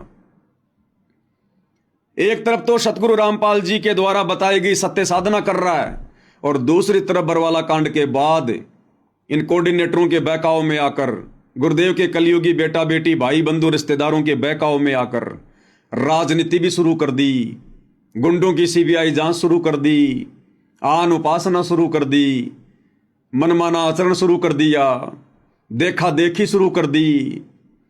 ये इन्होंने मनमाना आचरण शुरू कर दिया। तो आज इस बेचारी नादान संगत की स्थिति ब्रह्मा जी की जैसी होगी, ब्रह्मा जी की जैसी। एक तरफ तो वेदों के अनुसार सत्साधना, एक तरफ तो गुरुदेव के सत्संगों के अनुसार सत्साधना, दूसरी तरफ काल की आकाशवाणी को परमात्मा की आकाशवाणी मान के मनमाना आचरण तप करना। तो दूसरी तरफ बरवाला कांड के बाद गुरुदेव के कलयुगी परिवार के पीले पर्चों के अनुसार नकली ऑडियो वीडियो जो एआई से बनाई जाती है उनके अनुसार राजनीति करना, गुंडों की सीबीआई जांच, स्टेडियम बनाना, आश्रम में हॉस्पिटल बनाना, दुनिया भर का आश्रम में पाखंड शुरू कर देना, आन उपासना करना, भंडारे लगाना, परशुराम की जयंती में जाना, ये शुरू कर दिया संगत ने। तो इस प्रकार से आज पूरी की पूरी संगत जो इन आश्रमों से जुड़ी हुई है, इनकी स्थिति श्री ब्रह्मा जी जैसी होगी, श्री ब्रह्मा जी जैसी। क्योंकि इन्होंने सत्संगों को आधार नहीं बनाया और हम सत्सेवक भाई बहनों ने सत्संगों को आधार बनाया। हमें ये श्लोक वगैरह सब याद थे, हमें गुरुदेव के आशीर्वाद से ये बातें ध्यान रही कि भैया ब्रह्मा जैसी गलती हम नहीं करेंगे, कि एक तरफ तो सत्साधना भी कर रहे हैं और दूसरी तरफ मनमाना आचरण भी कर रहे हैं। तो ये परमेश्वर की हम सत्सेवकों पर एक विशेष मेहर, एक विशेष रजा रही परमात्मा की। अब भाई और बहनों, अगले सत्संग में गुरुदेव भगवान क्या कह रहे हैं? अगले सत्संग में गुरुदेव भगवान कह रहे हैं कि डॉक्टर तो मरीज को, यदि कोई शुगर का मरीज है तो डॉक्टर तो भैया उसको भूल कर भी चीनी खाने की सलाह नहीं देगा, मीठा खाने की सलाह नहीं देगा, चाहे वो कितना ही कुछ कहे। शुगर के मरीज को डॉक्टर कभी भी मीठा खाने की सलाह नहीं देगा, चाहे उसको अच्छा लगे चाहे उसको बुरा लगे। हां, कोई बाहर का व्यक्ति जो उसकी जान का दुश्मन है वो जरूर उसको शुगर दे देगा, चीनी दे देगा, मीठा दे देगा और बहुत अच्छी वस्तु बताकर देगा, तेरा रोग जल्दी कटेगा। एक बार सुन लीजिए गुरुदेव भगवान के मुख कमल से क्या कह रहे हैं परमात्मा। चाहे कोई रोगी है, शुगर का मरीज, और वो मांगता है कि मुझे कुछ चीनी खाने दो, चीनी दे दो डॉक्टर जी, वो डॉक्टर नहीं जो उसको शुगर चीनी दे देगा, मांगता रहेगा। हाँ, उसको मारना ही है तो ठीक है, ले भाई चीनी खा ले। हाँ, डॉक्टर नहीं देगा, बाहर जाकर किसी से मांगोगे वो दे देगा आपको आदेश, भाई मांग रहा है दे दे, वो आपकी जान का शत्रु बन जाएगा। तो भाई और बहनों, गुरुदेव भगवान अध्यात्म के डॉक्टर हैं। आप और हम जन्म मरण के रोगी हैं। आप और हमें शुगर का रोग है, जन्म और मरण का। अब गुरुदेव भगवान तो भाई और बहनों हमें वो कर्म बताएंगे नहीं जिन कर्मों से हमारी मर्यादा बिगड़े। हम शुगर के पेशेंट हैं, गुरुजी डॉक्टर हैं। गुरुजी हमें सलाह नहीं देंगे कि तुम राजनीति करो, किसी भी कीमत पर नहीं सलाह देंगे कि तुम गुंडों के सीबीआई जांच का समर्थन करो। संतों का और गुंडों का क्या मेल? तुम हरियाणा के जाट आरक्षण में जाकर बैठो, अपना समय और समय से बर्बाद करो। गुरुजी आदेश नहीं देंगे। शुगर के मरीज को चीनी खाने की सलाह डॉक्टर नहीं देगा। तो ये जितने भी मर्यादा विरुद्ध जो कर्म 2014 बरवाला कांड के बाद संगत से करवाए गए हैं, ये उन लोगों के द्वारा करवाए गए हैं जो भगत समाज की जान का शत्रु है, दुश्मन है। कौन? काल। अब काल खुद तो आके चीनी खिलाएगा नहीं, मर्यादा तुड़वाएगा नहीं, वो कुप्रेरणा करके इन आश्रम वालों में, क्योंकि ये मर्यादा तोड़कर बैठे हुए हैं। तो गुरुदेव कह रहे हैं कि डॉक्टर तो भैया किसी भी कीमत पर शुगर के मरीज को चीनी खाने की सलाह नहीं देगा। हां, कोई बाहर का व्यक्ति जरूर दे सकता है, वो जरूर आदेश दे सकता है, और यदि ऐसा उसने आदेश दिया तो समझ लेना वो तुम्हारी जान का शत्रु है, तुम्हारा दुश्मन है। तो भाई 2014 के बाद इस नादान संगत को नकली डॉक्टर बनकर और जो ये चीनी खाने का आदेश दिया है, राजनीति करने का, स्टेडियम बनाने का, आश्रम में हॉस्पिटल बनाने का, आश्रमों पे आश्रम बनाने का, अनमोल समय और श्वासें बर्बाद करवा दी गई भक्तों की, आरक्षणों में बैठने का, गुंडों की सीबीआई जांच का समर्थन का, अयोध्या में भंडारा लगाने का, जाटों की धर्मशाला बनाने का, सुदामा के महल बनाने का, अन्नपूर्णा मुहिम के तहत गांव गांव जाकर राशन बांटने का, परशुराम की जयंती में जाने का, तो समझ लो वो हमारी जान के पक्के दुश्मन है, पक्के दुश्मन। ये गुरुदेव के सत्संगों का निष्कर्ष है। ये सत्संग परमात्मा ने मनोरंजन के लिए नहीं किए। परम संत के सत्संग यानी एक तीर से कई निशाने होते हैं, कई निशाने। परमात्मा कथा क्या कह रहे हैं और उसके माध्यम से समझाना क्या चाहते हैं। तो संगत ने सत्संगों को आधार नहीं बनाया। ये तत्वदर्शी संत के सत्संग हैं। ये प्रेमानंद जी की मीठी मीठी बातें नहीं है, राधे राधे नहीं है। ये गूढ़ ज्ञान युक्त हैं, रहस्य युक्त हैं, कोड वर्ड में हैं। समय आने पर इनका इस्तेमाल करना पड़ता है, कौन सी बात कहां फिट होती है। तो भगत समाज को विचार कर लेना चाहिए कि हमारे शत्रु 2014 के बाद ये उल्टे कर्म करवाकर गुरुदेव का कलयुगी परिवार बना हुआ है, या फिर गुरुदेव भगवान हमारे शत्रु हैं। ये गुरुदेव के ज्ञान आधार से मैच कर लेना भाई, और अपना बचाव कर लेना, नहीं तो माफी नहीं है। अब गुरुदेव भगवान ने क्या बताया भाई और बहनों, इस ज्ञान को अच्छे से समझने के बाद में, जैसे वर्तमान में जो स्थिति आप और हम सभी सत्सेवक भाई बहनों की हो चुकी है, गुरुदेव के इस अमर वचन के अनुसार, सत्संग के अनुसार, गुरुदेव ने क्या बताया कि गीता जी अध्याय 8 श्लोक 1 में अर्जुन ने ब्रह्म से पूछा कि आपने अध्याय 7 के श्लोक नंबर 29 में आपने जिस तत्व ब्रह्म की बात की है, सच्चिदानंद घन ब्रह्म की बात की है, वो कौन है? तो उसका जवाब गीता अध्याय 8 श्लोक नंबर 3 में दिया कि वो सच्चिदानंद घन ब्रह्म है, वो कबीर परमेश्वर है, वो कबीर वाणियां हैं, सच्चिदानंद घन ब्रह्म की वाणियां हैं, जिनमें सारे धर्म और उन कर्मों की जानकारी है। कि वो तत्व ब्रह्म कौन है? कि वो सच्चिदानंद घन ब्रह्म है। और फिर आगे क्या बताया गुरुदेव ने कि उस तत्व ब्रह्म से परिचित होने के बाद, उस पूर्ण परमात्मा के विधान से परिचित होने के बाद में, तत्व ब्रह्म से परिचित होने का मतलब है उस पूर्ण ब्रह्म परमात्मा कबीर देव सतगुरु रामपाल जी के तत्व ज्ञान से परिचित होने के बाद, हर प्रकार से सभी की उन धार्मिक यज्ञों की जानकारी होने के बाद, ये प्राणी फिर कोई गलती नहीं कर सकता। फिर ये केवल जरा और मरण से छूटने का ही प्रयत्न करेगा। यहां की किसी भी सांसारिक चीज में कोई इच्छा नहीं रखेगा, यहां की किसी भी बकवाद में अपना पैर नहीं उड़ जाएगा।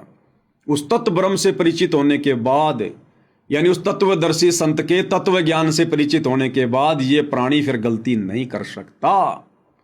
फिर केवल इसको अपना रोग दिखाई देगा कि तू तो जन्म और मरण का रोगी है, अपना रोग कटवा ले भाई, नहीं तो दुर्गति भयंकर हो जाएगी। यहां पे क्या कह रहे हैं परमात्मा, ध्यान से सुनिए भाई और बहनों, फिर हम इसका निष्कर्ष निकालेंगे।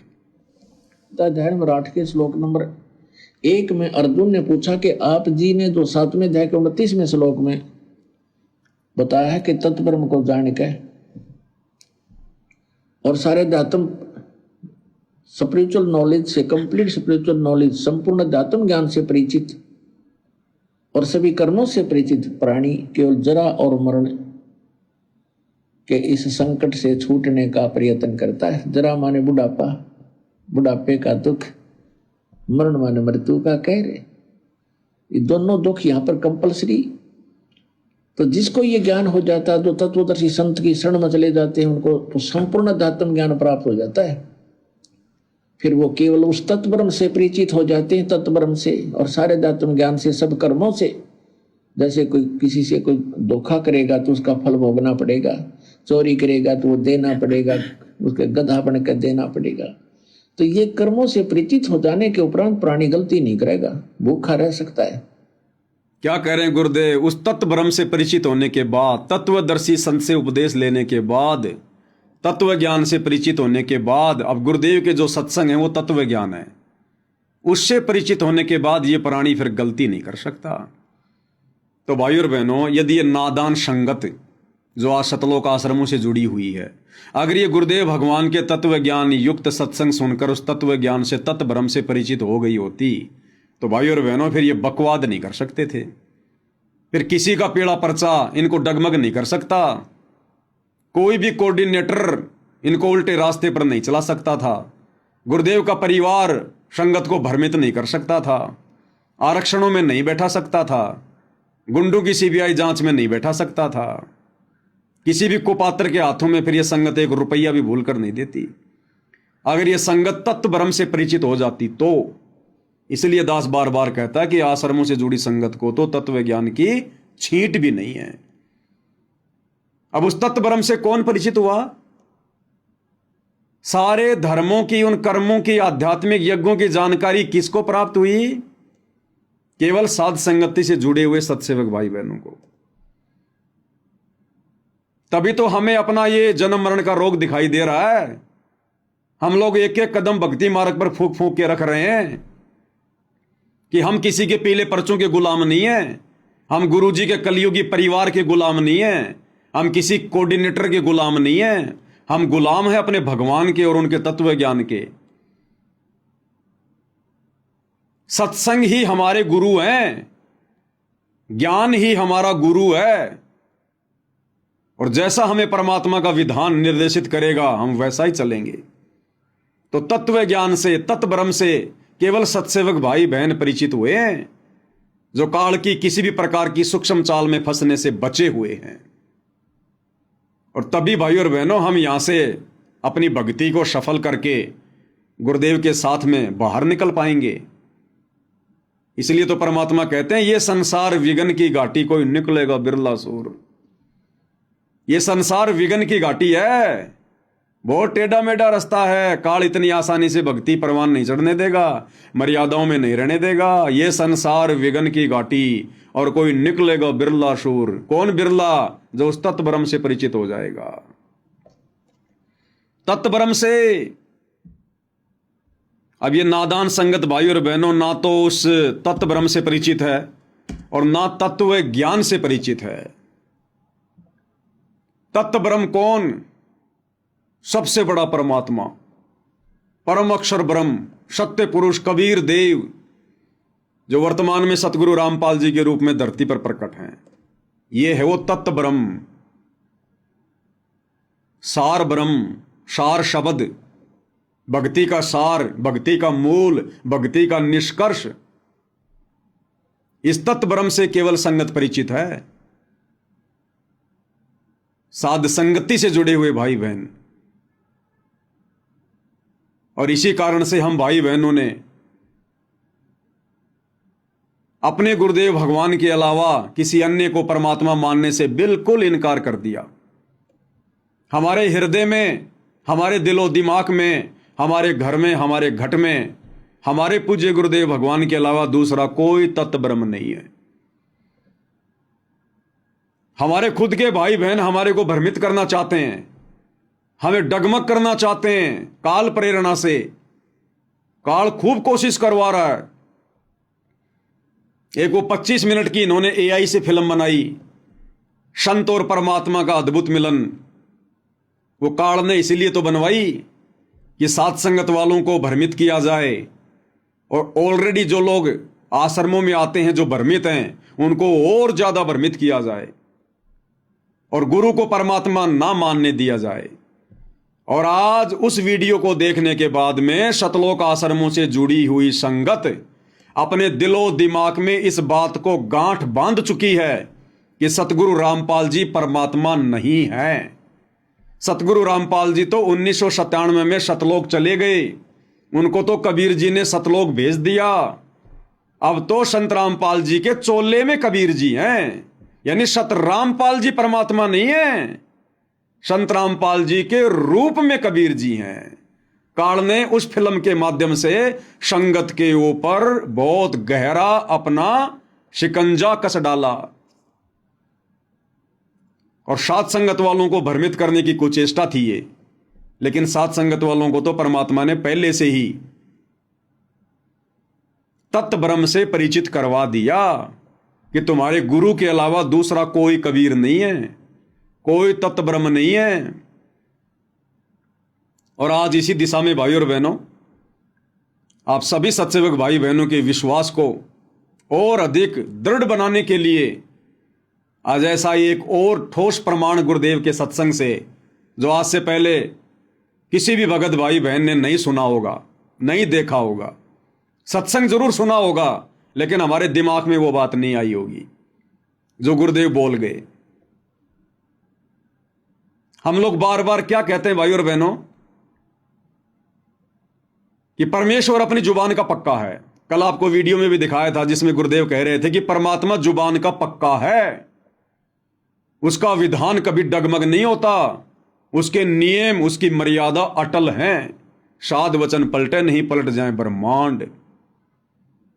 और 650 साल पहले उसी जुबान के पक्के परमात्मा कबीर जी ने धर्मदास जी के माध्यम से कबीर सागर लिखवाया। और क्या वाणी लिखवाई कि 12वें पंथ हम ही चल आवें, सब पंथों को मिटाकर एक पंथ चलावें। तो 12वें पंथ में उस जुबान के पक्के कबीर परमात्मा ने खुद ही आना था, खुद ही 12वें पंथ में। और 12वें पंथ में आने के लिए उस कबीर परमात्मा ने वैसी ही लीला की जैसी लीला परमात्मा हर एक युग में करते हैं। 8 सितंबर 1951 को वो कबीर भगवान शिशु रूप में भारत देश की पवित्र भूमि पर प्रकट हुए, गांव धनाना में। हम सब की चरम दृष्टि को धोखा देते हुए, काल की दृष्टि को धोखा देते हुए, क्योंकि इससे बड़ा कोई ठगवाड़ा नहीं है। नानक जी कहते हैं, ए ठगवाड़ा ठगी देश, दानक रूप रहा करतार। वेदों में इस परमात्मा को तस्करा कहा गया है, तस्करा।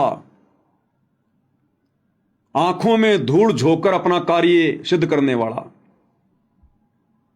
तो 8 सितंबर 1951 को यह परमात्मा धरती पर सह शरीर प्रकट हुए, क्योंकि स्वयंभू परमात्मा है।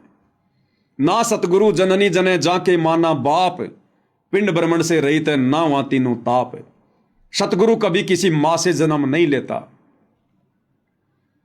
हाड़ चाम लहू ना मेरे कोई जाने सतनाम उपासी, तारण तरण अभय पददाता मैं हूं कबीर अविनाशी। अगर हम अपने गुरुदेव को सतगुरु कह रहे हैं तो हमने सतगुरु की परिभाषा से भी परिचित होना चाहिए कि ना सतगुरु जननी जने और जाके माना बाप। यदि आप सतगुरु रामपाल जी को सतगुरु कह रहे हैं तो फिर आपने उनको मां के गर्भ से जन्म लिया हुआ कैसे मान लिया? आप तो दोगला काम कर रहे हैं, दोगली बातें फिर भक्तों की।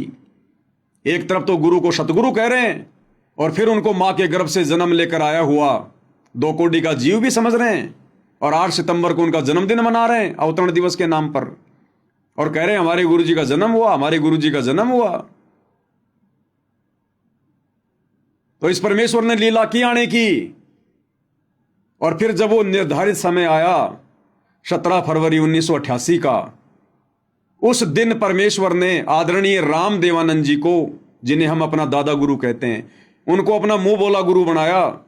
जैसे 650 साल पहले काशी में पंडित रामानंद जी को कबीर जी ने लोक दिखावे में अपना मुंह बोला गुरु बनाया। तो 17 फरवरी 1988 को परमेश्वर रामपाल जी ने, इस कबीर भगवान ने, आदरणीय गरीबदास जी के 12वें पंथ में प्रवेश किया। आदरणीय राम देवानंद जी से लीलामय तरीके से उपदेश लेकर, क्योंकि आदरणीय राम देवानंद जी गरीबदास जी के 12वें पंथ के लास्ट गुरु थे, लास्ट गुरु। और परमेश्वर ने उस पंथ में प्रवेश करना था क्योंकि उनका वो समय आ रहा था, जब आवे 5505 तब ये वचन मेरा होगा साचा, 5000 और 500 जब कलयुग बीत जाए, महापुरुष फरमान तब जग तारण को आए। तो 1997 वाली उस बात को भी परमात्मा ने पूरा करना था। तो वो समय नजदीक आ रहा था, इसलिए परमेश्वर ने 12वें पंथ में प्रवेश करना था। अन्यथा कबीर सागर में उन्होंने जो वाणी लिखवाई वो वाणी उनकी फैल हो जाती, और भगवान की वाणी फैल हो गई तो समझो भगवान फैल। क्योंकि भगवान क्या है? शब्द है। वाणी क्या है? शब्द है। हम हैं शब्द, शब्द हम माही, हमसे भिन्न और कछु नहीं। शब्द स्वरूपी राम, शब्द ही तो रूप है भगवान का। अगर भगवान का वचन फैल हो गया तो भगवान फैल हो गया, लेकिन वो जुबान का पक्का है। तो उन्होंने जो 650 साल पहले कहा था कि 12वें पंथ हम ही चलावें और सब पंथों को मिटाकर एक पंथ चलावें, तो 17 फरवरी 1988 को परमेश्वर रामपाल जी ने, इस कबीर भगवान ने, आदरणीय गरीबदास जी के 12वें पंथ में प्रवेश किया। और 6 साल एक परम भगत की भूमिका करके 1994 में इन्होंने अपना यथार्थ 13वां कबीर पंथ चलाया। 12वें पंथ हम ही चलावें, 17 फरवरी 1988 को आगे, और फिर सब पंथों को मिटाकर एक पंथ चलावें। अपने ज्ञान से इन्होंने सारे पंथों को मिटाया और 1994 में परमेश्वर ने अपना नया 13वां पंथ चलाया। अब गुरुदेव भगवान क्या कह रहे हैं भाई और बहनों? हमारे विश्वास को परमात्मा और अधिक दृढ़ता दे रहे हैं छोटे से सत्संग में। और इस सत्संग में पूज्य गुरुदेव भगवान क्या कह रहे हैं? आपने हर एक सत्संग में सुना होगा जिसमें गुरुदेव भगवान कहते हैं कि मुझ दास को अपने पूज्य गुरुदेव जी से 1993 में सत्संग करने की आज्ञा मिली और 1994 में नाम उपदेश करने की। लेकिन आज क्या कह रहे हैं गुरुदेव भगवान? सारा मसाला, सारे संकेत गुरुदेव ने इन्हीं सत्संगों में छुपा कर रखे हैं, लेकिन समय आने पर परमात्मा उनका खुलासा कराते हैं ठीक के समय पर। इस सत्संग में क्या कह रहे हैं गुरुदेव भगवान? कह रहे हैं कि पुण्यात्माओं, इस दास ने सन 1988 से सत्संग करना प्रारंभ किया था। कब से? 1988 से। पहले आप गुरुदेव भगवान के मुख कमल से सुनिए भाई और बहनों, फिर आपको समझाते हैं कैसे। आपको दास ने बहुत बार बताया, इन वेदों और गीता जी और पुराणों का ज्ञान दास को सन 2000 में हुआ। उससे पहले सन 1988 से सन 2000 तक 12 वर्ष तक इस दास ने, इस गरीबदास साहिब जी की वाणी के आधार से सत्संग किया। सन 1988 से 2000 तक यानी 12 साल गुरुदेव कह रहे हैं कि दास ने सन 1988 से 2000 तक 12 साल सत्संग। और क्या कह रहे हैं? इस दास ने सत्संग 1988 से करना शुरू किया और 1988 से लेकर सन 2000 तक यानी 12 वर्ष तक आदरणीय गरीबदास जी के सदग्रंथ साहिब को आधार बनाकर सत्संग किया। एक बार फिर से सुन लो भाई और बहनों। 12 वर्ष तक 1988 से सन 2000 में हुआ। उससे पहले सन 1988 से सन 2000 तक 12 वर्ष तक इस दास ने इस गरीबदास साहिब जी की वाणी के आधार से सत्संग किया, और इसके आधार से जो सत्संग किया वो भी हमारे जो पुराने भक्त उनको सबको मालूम है, वो कैसेट अभी तक उनके पास उपलब्ध है। और फिर ये सदग्रंथों प्रमाण देखे, ओए होए, अब क्या बताते हैं। तो गुरुदेव भगवान ने सत्संग का समय क्या बताया? 1988 से सन 2000, 12 साल गरीबदास जी की वाणियों के अनुसार मैंने सत्संग किया। परमात्मा कह रहे हैं कब से कब तक? 1988 से सन 2000 तक। और फिर क्या करें परमात्मा कि इस दास को वेदों और गीता का ज्ञान तो सन 2000 में हुआ। उससे पहले 1988 से लेकर सन 2000 तक 12 वर्षों तक गरीबदास जी की वाणियों के अनुसार सत्संग किया। अब 88 में गुरुदेव ने सत्संग कब किया भाई? अरे 88 में तो नाम लिया गुरुजी ने, वो तो एक भगत बने थे। सत्संग तो उनके गुरुदेव किया करते थे। 88 में कब सत्संग किया परमात्मा ने? 17 फरवरी 1988 को तो उन्होंने उपदेश लिया भाई। ये आश्रम वाले गुरुदेव का बोध दिवस मनाते हैं 17 फरवरी को, कि 17 फरवरी 1988 को संत रामपाल जी को अध्यात्म का ज्ञान हुआ। उससे पहले तो संत रामपाल जी को पता ही नहीं था कि भक्ति क्या होती है। इस कारण से ये आश्रम वाले गुरुदेव को जीव मानकर, मनुष्य मानकर उनका बोध दिवस मनाते हैं। बोध यानी ज्ञान, बोध यानी ज्ञान, और दिवस यानी दिन। वो दिन जिस दिन संत रामपाल जी को आध्यात्मिक ज्ञान हुआ। और गुरुजी कह रहे हैं कि मैंने 1988 में सत्संग करना शुरू कर दिया था। अरे भैया, कबीर पंथ में 1988 में सत्संग कौन करेगा? जिसको पूरा ज्ञान होगा। अब भाई और बहनों, 17 फरवरी 1988 को गुरुदेव ने सत्संग किया। और सत्संग कौन कर सकता है? परमात्मा। आपको कई बार सुनाया गुरुदेव के मुख कमल से कि सच केवल परमात्मा ही कह सकता है, सत्संग केवल परमात्मा ही कर सकता है, दूसरा कोई सच कह ही नहीं सकता। अब यहां गुरुदेव क्या कह रहे हैं कि इस दास ने 1988 में सत्संग करना शुरू कर दिया। और सत्संग कौन कर सकता है? सुन लो। परमात्मा, सत्संग परमात्मा ही किया करते हैं, क्योंकि सत्य भगवान ही बोल सकता है, सत्य परमात्मा ही बता सकता है। क्लियर हो गया? सत्संग परमात्मा ही कर सकता है, भगवान ही करता है। और गुरुजी कह रहे हैं कि मैंने 1988 से सत्संग करने शुरू कर दिए थे। तो भाई और बहनों, पहला सत्संग गुरुदेव ने कब किया? इस कलयुग की बिचली पीढ़ी में 17 फरवरी 1988 को। और 17 फरवरी 1988 को पहला सत्संग यानी पहला ज्ञान, पहला उपदेश किसको दिया? दादा गुरुजी को, आदरणीय राम देवानंद जी को। 17 फरवरी 1988 को परमेश्वर रामपाल जी ने नाम उपदेश दिया, उनको ज्ञान दिया कि प्यारी आत्मा, अब तेरा काम समाप्त हुआ, तेरे को केवल यहीं तक लेकर आना था मैंने। अब बैठ के तू अपनी भक्ति कर और लोक दिखावे में आप मेरे गुरु बने रहो, और बाकी मैंने आपको उपदेश दे दिया है, अपनी भक्ति करो, अपना बेड़ा पार कराओ। और गुरुदेव ने क्या बताया कि मेरे गुरुजी ने मुझे प्रथम नाम और शतनाम दोनों एक साथ दे दिए, जबकि उन्होंने नहीं दिए, उनके पास तो था ही नहीं। 17 फरवरी 1988 को परमेश्वर रामपाल जी ने अपने मुंह बोले गुरु आदरणीय राम देवानंद जी को, क्योंकि वो अच्छी आत्मा थी, और अच्छी आत्मा को दोनों मंत्र एक साथ दिए जा सकते हैं, प्रथम नाम और शतनाम। तो परमेश्वर रामपाल जी ने 17 फरवरी 1988 को आदरणीय राम देवानंद जी को ये प्रथम नाम और शतनाम दोनों एक साथ दिए और उसके एक सप्ताह के अंदर अंदर उनको सार नाम दे दिया। लेकिन सार शब्द नहीं, सार शब्द तो उनको दोबारा से मनुष्य जन्म लेना पड़ेगा। गुरु का गुरु बन के कभी कोई पार नहीं हो सकता। यहां से गुरु की भूमिका निभा के कोई पार नहीं हो सकता। 650 साल पहले पंडित रामानंद जी ने कबीर जी के गुरु की भूमिका निभाई, पार हो गया, दोबारा से जन्म लेना पड़ा। तो 1988 में पहला सत्संग गुरुदेव भगवान ने 17 फरवरी के दिन, जिस दिन को ये नादान सतलोक आश्रम वाले गुरु को मानुष मानकर और बौद्ध दिवस के रूप में मनाते हैं, हम सत्सेवक भाई बहन नहीं मनाते, कभी नहीं मनाया।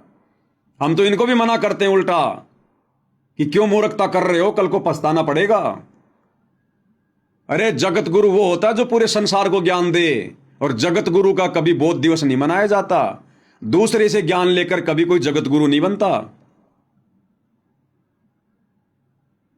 तो भाई और बहनों, जो गुरुदेव भगवान कह रहे हैं ना कि इस दास ने 1988 से 2000 तक सत्संग किए, तो 1988 में सत्संग, और सत्संग कौन कर सकता है? भगवान। इसलिए अब वो वाणी सत्य साबित होती है कि 12वें पंथ हम ही चलावें। ये कबीर परमेश्वर स्वयं है, ये जुबान का पक्का है। ये कलयुग की बिचली पीढ़ी है भाई और बहनों। परमात्मा आप और हमें एडी से चोटी तक फुल कर देंगे। गुरु को मानुष मानने की गुंजाइश रत्ती भर भी नहीं रहेगी, रत्ती भर भी, जो आत्मा मोक्ष की अधिकारी होंगी। इसलिए परमेश्वर ने सात संगतियां शुरू करवाई, क्योंकि अपने द्वारा किए गए सत्संगों का निष्कर्ष गुरु नहीं निकालेगा। गुरु ने वेदों का निष्कर्ष निकाल दिया, गीता जी का निकाल दिया, पुराणों का निकाल दिया, दूसरे संतों के सत्संगों का निष्कर्ष निकाल दिया, लेकिन अपने सत्संगों का निष्कर्ष कभी गुरु निकाल के नहीं देगा। उसके लिए गुरु ने सात संगतियां शुरू करवाई है, और हम जैसे 2 कोटि के जीवों को परमात्मा ने सद्बुद्धि बख्शी है। तो धरती पर स्वयं कबीर भगवान है, परमेश्वर है, और ये परमेश्वर किसी की जमानत के भरोसे नहीं है, किसी कोर्ट की यश के भरोसे नहीं है, किसी जज के भरोसे नहीं है। ये अपनी मर्जी का मालिक है। ये 1 सेकंड में यहां, 1 सेकंड में सतलोक। तुम्हारे जज को तो पता भी नहीं चलता दिन में कितनी बार सतगुरु रामपाल जी हिसार जेल से सतलोक जाते हैं और कितनी बार वापस आकर बैठ जाते हैं। ये अबंध परमात्मा है। गरीब ऐसा सतगुरु हम मिल्या, बेपरवाह अबंध, परम हंस पूर्ण पुरुष, रोम रोम रविचंद। अरे यहां की अदालतें छोड़ दो, यहां के जज तो छोड़ दो। गुरुदेव भगवान कहते हैं, बच्चों ये दास धर्मराज के दरबार में, वो धर्मराज जो एक ब्रह्मांड का सुप्रीम जज, जो ब्रह्मा विष्णु महेश का भी मुकदमा अपने हाथ में लेके चलता है, उस धर्मराज के दरबार में हमारे वकील बनकर, हमारे एडवोकेट बनकर, लीगल एडवोकेट बनकर, और ये सतगुरु रामपाल जी परमेश्वर हमें वहां से बाइज्जत बरी करवाएंगे। फिर इनको भला यहां कौन सा जज बांध के रख सकता है? कौन सी जेल बांध के रख सकती है? अपनी मर्जी के मालिक हैं। अपनी मर्जी से गए, अपनी मर्जी से जज की वो कलम चलवाई, और जिस दिन बाहर आना होगा अपनी मर्जी से जज की कलम चलवाएंगे। तो ये परमेश्वर तो हम सबका लीगल एडवाइजर है। नहीं पता तो सुन लो भाई। न किसी का कर्ज ले रखा हो, और वो कहेगा भाई तुझे जब छोड़ूंगा तो मेरा कर्ज दे देगा, तो हम इसका कर्ज दे देंगे, छोड़ेगा, छोड़ना पड़ेगा इसको। तो स्वयं भी अपना वायदा करता है। तो इसके सत्र की जो भक्ति है, हम त्रिकुटी पर जाकर परमात्मा आपके साथ होगा इस दास के रूप में। क्या कह रहे हैं कि परमात्मा आपके साथ होगा त्रिकुटी पर, धर्मराज के दरबार में, इस दास के रूप में, यानी गुरुदेव कह रहे हैं मेरे रूप में। तो आज क्या गारंटी है कि गुरुदेव के रूप में परमात्मा नहीं होंगे? अरे त्रिकुटी पर क्या पता चलेगा कि गुरु जी के रूप में परमात्मा है? जब वहां पता नहीं चलेगा हमें, तो वर्तमान में भी क्या पता भाई? परमात्मा ही हमारे गुरु जी के रूप में। फिर हम ये बात क्यों नहीं स्वीकार कर रहे भाई? त्रिकुटी पर कौन सा हमारी आंखों के सामने गुरु जी में कबीर जी घुसेंगे? तो वर्तमान में फिर हम ये विश्वास क्यों नहीं कर रहे कि वर्तमान में भी तो हमारे गुरु जी के रूप में कबीर भगवान है?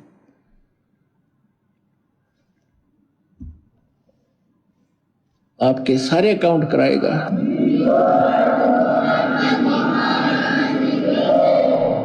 और वहां पर आपके एडवोकेट का काम करेगा परमात्मा इस दास के रूप में। और ये सारे मंत्र बोल बोल सुनाओगा वहां जाकर धर्मराज के दरबार में कि लो जी आपके विधान में है सर्वधर्मान परित्यज्य एकम शरणम व्रज, उसके 70 की ये पूंजी पकड़ो। फिर वो बोलते नहीं, उनको वो विवश होकर के वह पूंजी जमा करनी पड़ती है, क्योंकि लीगल एडवाइजर साथ होता है, वो होता है भगवान खुद ही, और उनको मालूम हो जाता है। तो इस प्रकार पुण्यात्माओं किसी भी ऑफिस में आप जाते हो और आपका एडवोकेट साथ हो तो वो आधे वैसे डिप्रेस हो जाते हैं कि जानकार आदमी है, बको अटपट करोगे तो तुम्हारी फिर बात बिगड़ जाएगी। तो इसलिए गुरु की आवश्यकता आपको अंतिम श्वास तक पड़ेगी। और गुरु पूरा गुरु हो। अब भाई और बहनों, यहां के जजों को तो भारत देश के संविधान का भी पूरा ज्ञान नहीं होता। सुप्रीम कोर्ट के जज को भारत के संविधान का भी पूरा ज्ञान नहीं होता, उसको भी देखना पड़ता है खोल खोल के। और फिर पूरी दुनिया में कितने देश, कितने संविधान, और फिर 5 करोड़ पृथ्वियां तो अकेले स्वर्ग में हैं, वहां के कितने जज होंगे, कितना संविधान होगा। और इस परमेश्वर रामपाल जी के आगे वो एक ब्रह्मांड का, तीनों लोगों का सुप्रीम जज धर्मराज भी थर थर कांपता कि भाई जानकार आदमी है, ये भगवान है, अगर जरा भी अटपट कर दी तो मामला बिगड़ जाएगा, इनसे बढ़कर कानून का जानकार और कोई नहीं है। तो भाई और बहनों, ये परमात्मा किसी जज के दबाव में बैठे हैं क्या? इनको किसी वकील की जरूरत है क्या बाहर आने के लिए? ये केवल भाई और बहनों यहां के विधान को पूरा करते हैं परमात्मा। एक सभ्य नागरिक की भूमिका निभाते हुए परमात्मा केवल यहां के विधान को फॉलो करते हैं। इन्हें जरूरत नहीं है, इनके ऊपर किसी का विधान लागू नहीं है, इनका विधान पूरी सृष्टि पर लागू है। तो आप और हम सत्सेवक भाई बहनों का सौभाग्य जो हमें ऐसे परिपूर्ण अदली न्यायकारी परमात्मा मिले हैं। तो अब भाई और बहनों, हमारे हृदय में कैसे समा सकती है ये बात है कि हमारे गुरुजी केवल मानुष हैं, एक जीव हैं। 1997 में सतलोक चले गए, इनके चोले में कबीर जी आकर अपना काम कर रहे हैं। अरे चोले में आकर तो ये काल करता है काम, जैसे गीता का ज्ञान देते समय श्री कृष्ण जी के चोले में घुस गया, दूसरे के शरीर में घुस के अपना काम काल करता है, भगवान नहीं करता। उन्हें जरूरत नहीं है। कल आपने सुना परमात्मा वाणी में क्या कह रहे थे? पूर्ण ब्रह्म है आप विधाता, जब चाहे चोला धर आता। जब चाहे परमात्मा चोला धार के आ जाएगा। इन्हें जरूरत नहीं है किसी के शरीर को काम में लेने की, किसी के अंदर घुसने की, या कोई अपना दास भेजने की। तो ये काल भाई और बहनों सूक्ष्म रूप में इन आश्रम वालों के माध्यम से पूरी संगत पर छाया हुआ है। आप और हम बेखबर हैं, ये काल बेखबर नहीं है। ये अपना भोजन इतनी आसानी से नहीं जाने देता, ये बैकग्राउंड में पूरी लड़ाई लड़ रहा है। तो हम सत्सेवक भाई बहनों के ऊपर कितनी रजा, कितनी बड़ी मेहर, हम इसकी एक भी बकवाद का हिस्सा नहीं बने, हम इसकी एक भी चाल में नहीं फंसे। तो परमेश्वर कैसे आप और हम भाई बहनों को, साथ संगत वालों को बाईपास निकाल के ला रहे हैं इस परीक्षा के समय में। इसलिए भाई और बहनों, जितना हो सके उतना परमात्मा का गुण गाओ, मालिक का बार बार धन्यवाद करो। ये परमेश्वर, हम नीचों पर ऐसी दया, ये मालिक हमारे अंदर ऐसा क्या था, आपने क्या देखा भगवान? आपके तो सभी बच्चे, फिर हमारे ऊपर ऐसी विशेष मेहर क्यों? तो ये तो गुरुदेव को पता है भाई और बहनों, ऐसी विशेष मेहर क्यों। और इस मेहर को हमने इसी प्रकार से ज्ञान को आधार बना के रखना है भाई और बहनों। अंतिम श्वास तक ये काल बहुत झटके देगा, बहुत लड़ाइयां लड़ेगा भी, बहुत बकवाद करवाएगा। इसका तो यही काम है, बकवादी का काम ही बकवाद करना होता है। तो आप और हम भाई बहनों ने सावधान रहना इसी प्रकार से, गुरुदेव की आड़ लेकर, गुरुदेव की ओट लेकर, गुरुदेव की पीठ पीछे खड़े होकर, क्योंकि हमारा सबसे बड़ा सहारा हमारा गुरु है और कोई नहीं। तो भाई और बहनों, परमात्मा के आशीर्वाद से इसी प्रकार इस तुच्छ जीविया से हम उनकी महिमा करते रहें, ज्ञान आधार से भक्ति मार्ग पर आगे बढ़ते रहें और गुरुदेव भगवान अपनी मेहर इसी प्रकार से हमारे ऊपर बनाए रखें। तो आज की साथ संगति में केवल इतना ही। गुरुदेव हम सबको आशीर्वाद दें, आज्ञा दें, हमारा मार्गदर्शन करें। बंदी छोड़ सतगुरु रामपाल जी परमेश्वर जी की जय हो।